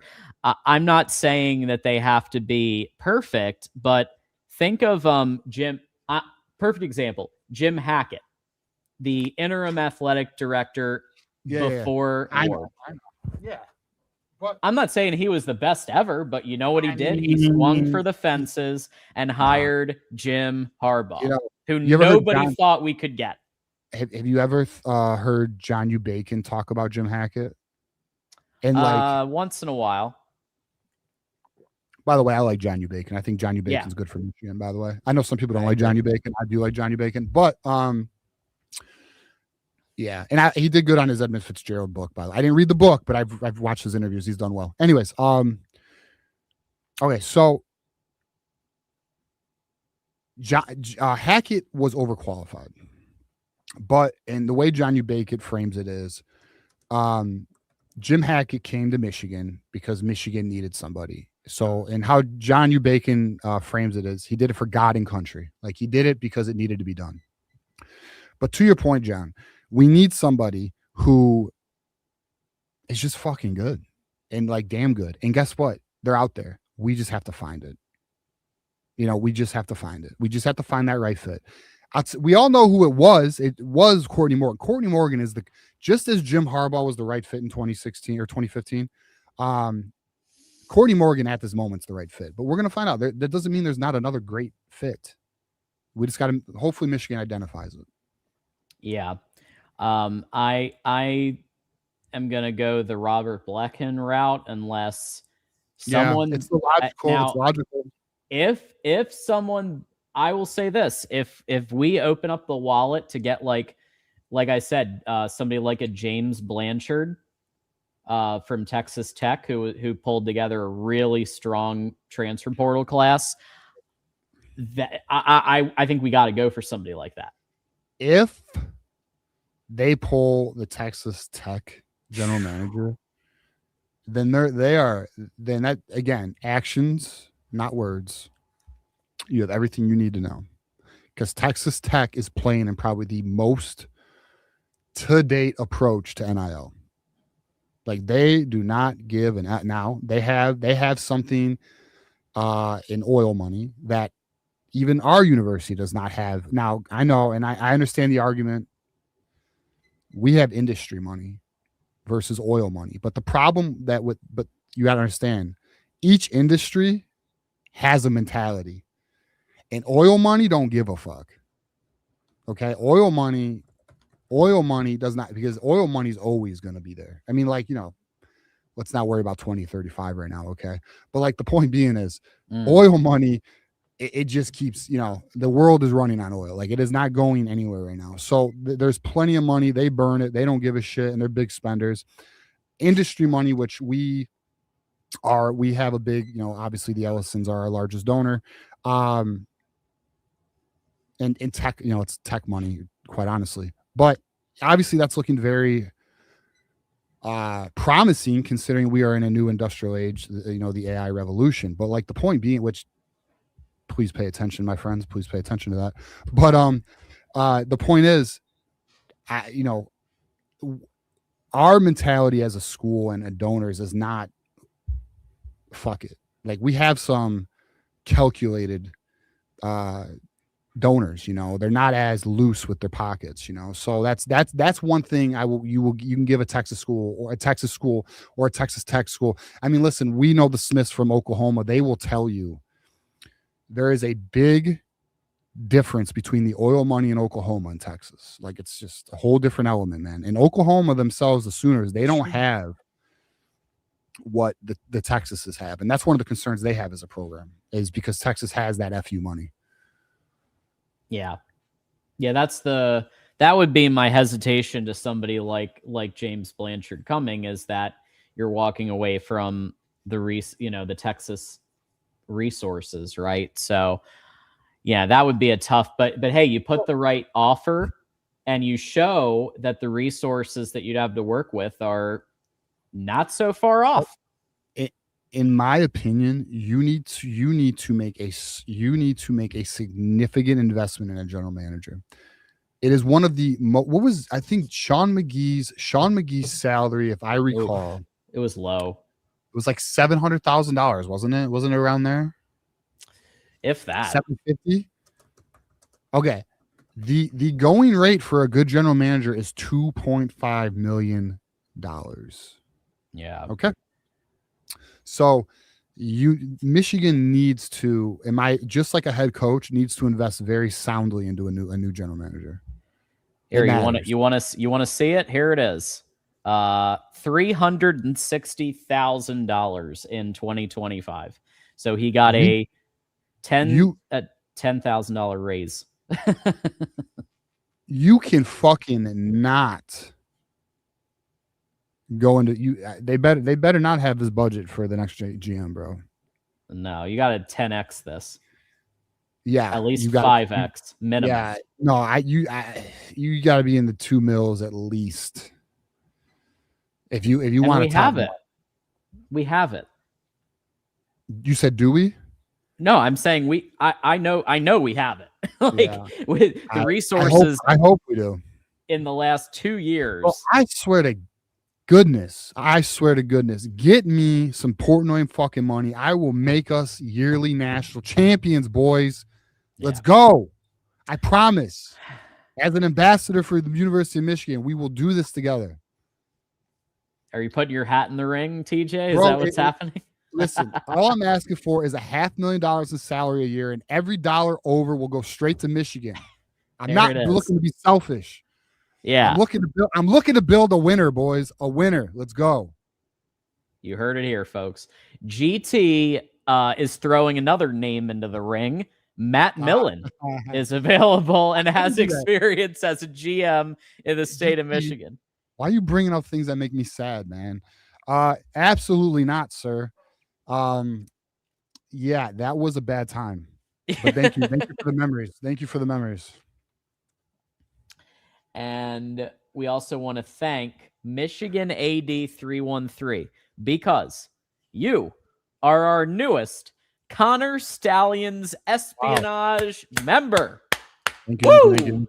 So I've officially added you to the ticker. So you're going to be the first name here, and I don't have it yet, but I promise that on the next show you'll see your name on the closing credits, because now on the closing credits we've got all the Connor Stallions, then we've got all of those who stay, then we've got all the leaders and best. So next time we'll get your name right up at the top there as a new Connor Stallions member. So thank you so much for joining and guarding the manifesto.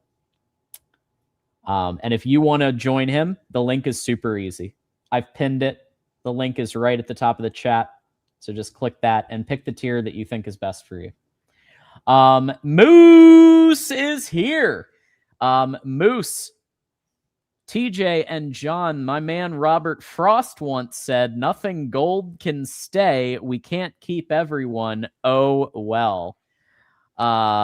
We can't keep, no one can keep everyone. But we can keep some people, depending on the situation. I just feel like this is, if we're talking about Bourque specifically, I'm assuming we're talking about Bourque and not Sean McGee here. But I mean, you can't keep everyone. Yeah. But I don't think it's done yet. From everything I understand, Penn State is pushing hard, but there was a statement, I think, that Peter Bourque put out there. I don't know if somebody has it. If they do, let us know. I'm going to try to find it, but apparently he did release something. Apparently it's not done. Let's see. I think he's currently in the process of scheduling visits. So this may be a situation like we just went through with the portal, where a bunch of people entered the portal to be recruited by Whittingham. So maybe this is an opportunity for Peter Bourque to get recruited by Whittingham and his staff, and Coy Detmer Jr. to put the plan together of how they're going to utilize him in the future. That's possible. We'll see. I don't know. I mean, I don't know enough on it. I hope. I hope. I'm a big fan of Peter Bourque, so we'll see. I mean, to be determined, John. I mean, I'm not saying it can't happen. I will say I just find it odd. I mean, if you want to be recruited, then build. I mean, he can't. Didn't Peter Bourque come for a visit in January? I thought he did. But we'll see. Thank you, Michigander. Peter said, "I want to make sure I'm making the best decision." So Michigan's not out of it. No, I mean, it's good. Yeah, it's a fair quote. Fair quote. It's a fair quote. He's gonna talk to Penn State. He's gonna talk to Georgia. He's gonna talk to some of these programs. But guess what? So did Jake Arnera. So did Andrew Sprague. So did a bunch of the people that decided to come back. Right. So did, like Andrew Marsh had. I mean, he never actually officially entered the transfer portal, but he had people. There were schools sniffing around, and same with a lot of these players. So the fact is, everyone's really, that like you got to keep good relationships throughout the process, because it's never, in this day and age, it's never over. All right, so I do want to touch on. I know I did a video on this, but we haven't talked about it on the show yet. So this did happen last week. Michigan stealing from Vanderbilt. I think a very, very good. I called him elite. So he's a D-line coach, Larry Black. He is going to be coaching the interior because they already have Lewis Powell coaching the edge rushers. So I love this hire for a couple of reasons, TJ. I love the fact that he has the existing ties to recruiting in the Midwest when most of the staff is West Coast. I like the fact that he preaches physicality and he pushes for physicality. Seems like a vision match. And here's what else I like, TJ, and you even touched on this earlier. Whittingham could have phoned this in. He could have said, Lewis Powell, you're going to coach the Esposito's gone. You're going to coach the line. Here you go. I'll give you a little bit of a pay bump and a title bump, and you're going to coach the full line instead of just the edges. He could have done that. He could have promoted an assistant, but he decided to go out to an SEC school who's on the rise, Vanderbilt, and then Larry Black was hired. He produced so it was the 18th rush D in the nation. So obviously Larry Black's guys were part of that. They also, the interior D line produced 13 and a half of the total 31 sacks that they had in 2025 in Vanderbilt. So that's pretty damn good. Yeah, and Vanderbilt was the number 18 rush defense in the nation. Well, that starts at the defensive line. Like, I'm telling you right now. Okay, there you go, John. Nice. See, I didn't even know. See, y'all don't know. Me and John don't coordinate that much. We just go off the cuff, and then, like, we just work well together. So, like, dude, exactly. Kyle Whittingham could have. You want to know the difference between Sharon and Kyle Whittingham that I'm seeing already so early? Is looking for the best option and not just his own. He doesn't, like, his ties with Larry Black is not nearly as extensive as Powell or other defensive line coaches, right? So the fact that he is exploring, looking for what he thinks is the best fit. And I'm gonna tell you right now, I am 100% on board with Kyle Whittingham's discernment. I think he has a good eye. I think he has a good eye for coaching talent. I think he has a good eye for just talent in general. I think he is very just well measured is how I would approach Kyle Whittingham. He is a well measured coach. So similar to Harbaugh. Remember, Harbaugh used to make a lot of good hires too. Now we know there's some questionable hires. We are aware. But and I don't mean off the field shit. I just mean on field performance. But Josh Gaddis, speed and space. Get the fuck. Anyway. Oh, folks, we have a tweet from Camden Lapati. Oh boy. That I want to show. After a great talk with Coach just now? Beck, yeah, this is literally less than 10 minutes ago with Coach Beck and Coach Coy Detmer Jr. I am grateful to be offered an opportunity to play for UMich football. #Go Blue. Camden Lapati officially has an offer. I feel like the timing is pretty clear. Yeah, John, what do we talk about on this show? Actions, not words. Timing, results, writing's on the wall, in my opinion. I think we all see it. I'm not a fortune teller. I think we all see it. That's pretty beautiful that, we were literally just talking about Larry Black and the proactive approach and not just leaning on your existing guys. Here's another example of like looking for talent, making sure that you're, if someone else is going one way, Peter Bourque opening up his recruitment, well, you need to make sure you got a guy that's really good. I don't think I will be honest. I don't think that his huddle tape looks as good as Bourque. I don't, but clearly they find more of a fit with Lapati. Maybe it's a culture fit. Maybe it's just they just vibe better. I don't know. From raw talent and eye test, I like Bourque, but clearly they see something else. Well, I mean, listen, something we need to monitor is, listen, he's from Salt Lake. He's from Utah. There's a familiarity, clearly. Listen, I'm not down on Lapati at all. I think his film's actually pretty good.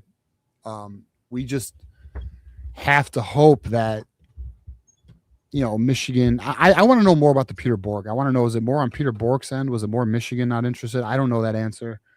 But we're just gonna have to see. I mean, we'll say Camden Lapati is a player that I think is very versatile, and I think he has a lot of talent. I'm very interested to watch his senior season.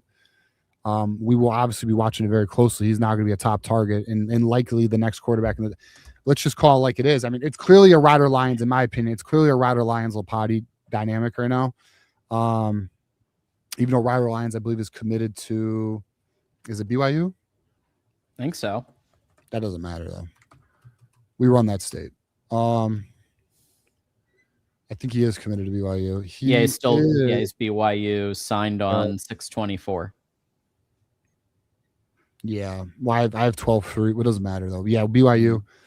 But again, like, Peter Bourque. Oh, that's interesting. Peter Bourque decommits, and then 30-40 minutes later, I'm happy to announce I received an offer from the University of Michigan. I mean, shit.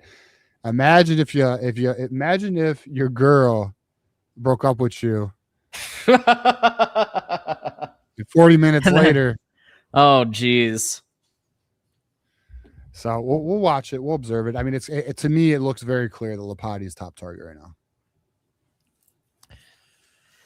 Well, there you go. And I guess we'll continue to follow this. But breaking news: Camden Lopati was just tweeted about 10 minutes ago that he was offered by Michigan, and Coach Beck and Coach Detmer Jr. being heavily involved in that. Okay. With that said, we are kind of wrapped up on our main topics. I don't know if you had any kind of key other pieces to cover on recruiting or anything else that you've been hearing. Any other tidbits? No, I mean, Peter Bourque has decommitted, and we just offered Camden Lopati, John. I don't know if you heard there about it is. Yeah. That's the update. Yeah. And Donald Tabron still in the conversation, obviously, for 28. So still on the radar of Michigan staff for sure. Yeah. Okay. With that said, we do want to encourage everybody. We have 2 shows every week. Today, obviously, 8 p.m. Eastern, and then Thursday night, 8 p.m. Eastern, we'll have the call-in show, the return of the call-in show with TJ and Johnny back with us this week. And with that said, go ahead.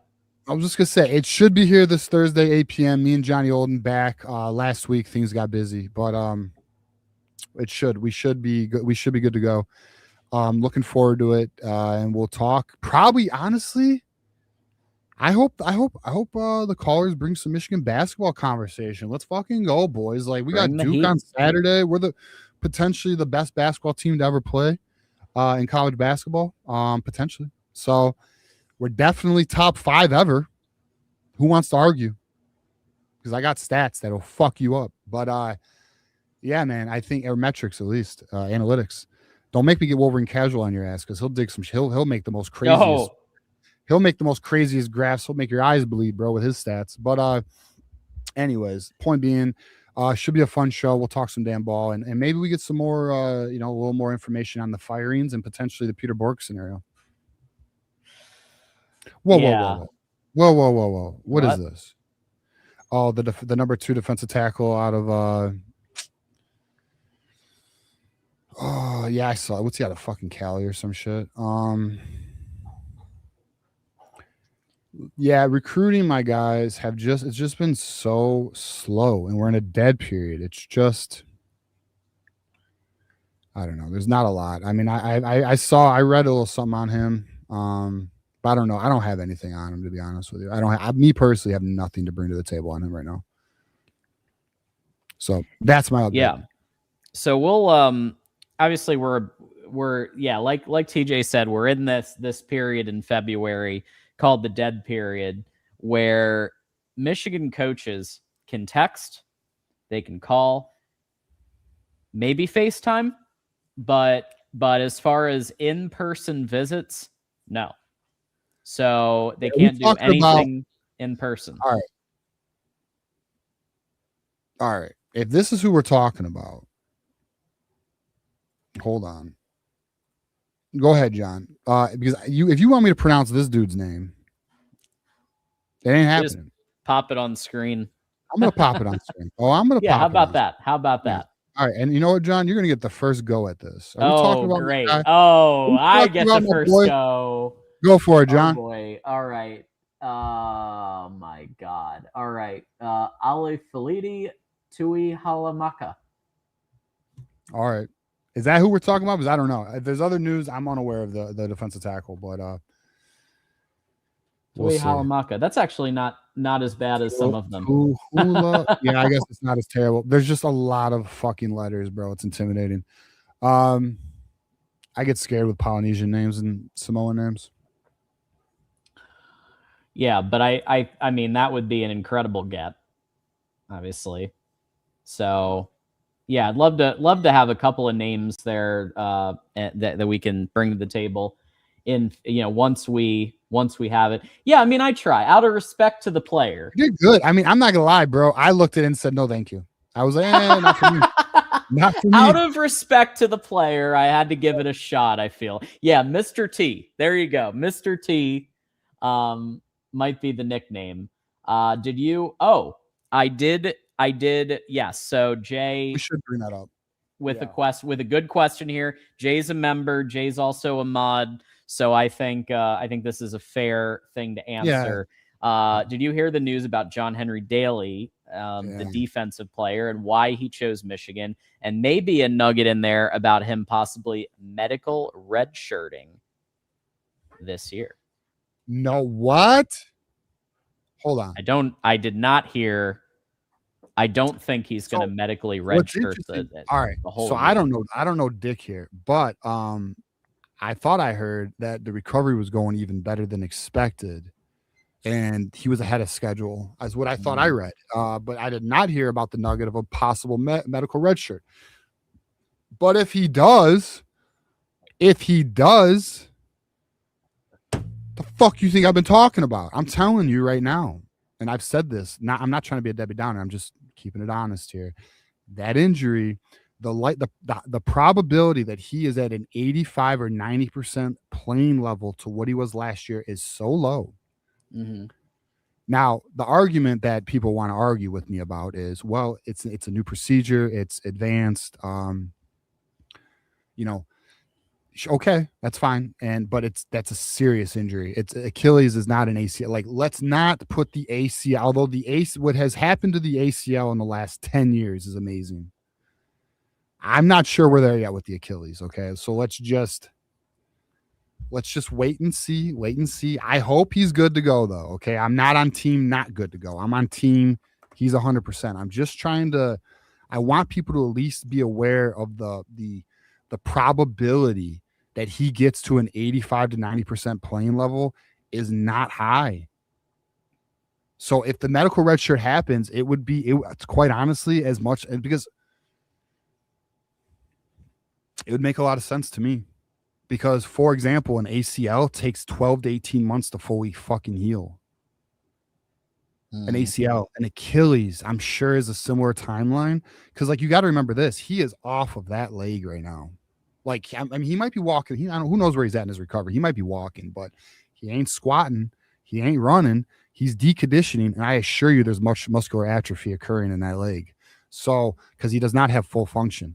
So, if that's the case, it'll take time to condition and develop it. And not only that, and as we talked about in previous shows, you got to get the muscles firing again. Muscles get lazy when they're not active; they stop firing, and that's why a lot of people have alignment issues.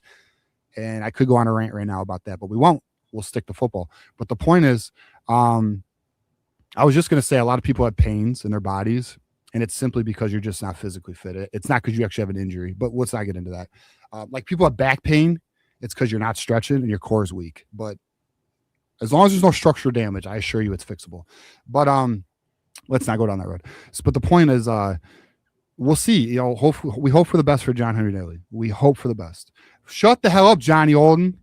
Yeah, Johnny coming in with the troll on Jared Goff here at the end of the show. We are having this debate on Thursday. This Thursday 8 p.m. Jared Goff debate's going down, and I'm gonna have to bring some ammo now. I'm gonna have to I'm literally gonna have to build some ammo. Disrespecting Jared Goff, bro. What are we doing? Look out for that, because Johnny seems like he's ready to talk. So we'll have to get your popcorn ready for that one Thursday at 8 p.m. Eastern. Okay. With that said, we have gone 2 hours. I think it is time to say bye-bye But we do want to encourage everybody, of course, to check us out Thursday night, 8 p.m. Eastern for the call-in show. We also want to encourage everybody to consider becoming a member. We want to thank everybody, especially the guy who just became a member today, Michigan AD 313, who's a Connor Stallions espionage member. Want to thank Quinn and Sharonley fans and GT and everybody here who super chatted, or who is a member, or who's a subscriber, or who's just watching the show, or who hit the like button. If you've done any of those above things, we thank you, because anything that you do, watching or listening on your commute or whatever it is, it's appreciated. It is. It is. It really is. So, just know that we know. Like, I'll say this. I know there's viewers I've never met. I don't know. Hopefully we run into you at the spring game. You guys say hi. I will say this too. Last spring game, we've had some viewers and some viewers I met post this. They're cool, very cool. And they're like, oh, well, we didn't want to come up, and you're more than welcome to say what's up. I just want to say that when we come to Ann Arbor Saturday or that for spring game, you want to just say, hey, what's up? Whatever. All love. If you don't, whatever, we keep it moving either way. But just want you to know, don't ever feel like you can't come up and say what's up. It's all love. So and when I heard that, I was sad, but I also understood, because I've been there. I used to be way more of an introvert than I am now, and I probably would have done the same thing. Yeah, I mean, dude, I've had probably over 10 people say, hey, we saw you at the game, but we didn't want to intrude, and all. It's like, you're good. We're here to intrude away. We are here to enjoy this team together. Okay. We all are Michigan fans. We love this team. We ride with this team. I enjoy meeting. I'm gonna be real too. Like, I enjoy learning. Like, what is your journey? What the fuck do you do? Like, I mean, dude, we got people in Australia watching us. We got cops watching us. We got automotive. We got our boys working in the automotive plants on their breaks watching us with their whole fucking like crew and shit. Like, we got people from all walks of life, very financially well off people, coaches, players, parents. Like, it's wild. So we appreciate that. Current coaches of the program. Why, to those current coaches watching, we thank you. We appreciate you. Everybody watching. So yeah, thanks to Jay, thanks to our mods, thanks to Moose, who's been around since the beginning. Hey, and thanks to everybody, because it's impossible to name everybody. I know. The OGs, because I always feel bad because I start running names and I'm like, we're like, I've just missed 200 people. I forgot Mike Ford, or I forgot Keegan. I know. Like right now, I'm running through names. I'm gonna forget somebody. Goats and Shost. OG Jay Scott, good friend. Yeah. But seriously, y'all rock, and to be rocking with us on mid-February, to have 500, 600 people watching across platforms throughout the show is like incredible. Can someone check on West Quad? Where the fuck has West Quad been, bro? Yeah. Love to hear how West Quad's doing. Actually, I'm going to shoot him a text. I got his number. Yeah, shoot him a text. There you go. I will. There you go. All right, y'all. Well, until Thursday night, I hope you have a great rest of your night. And until next time, don't forget to catch us on X. Follow us on X at TJ_Ronin, at John D'Adamo.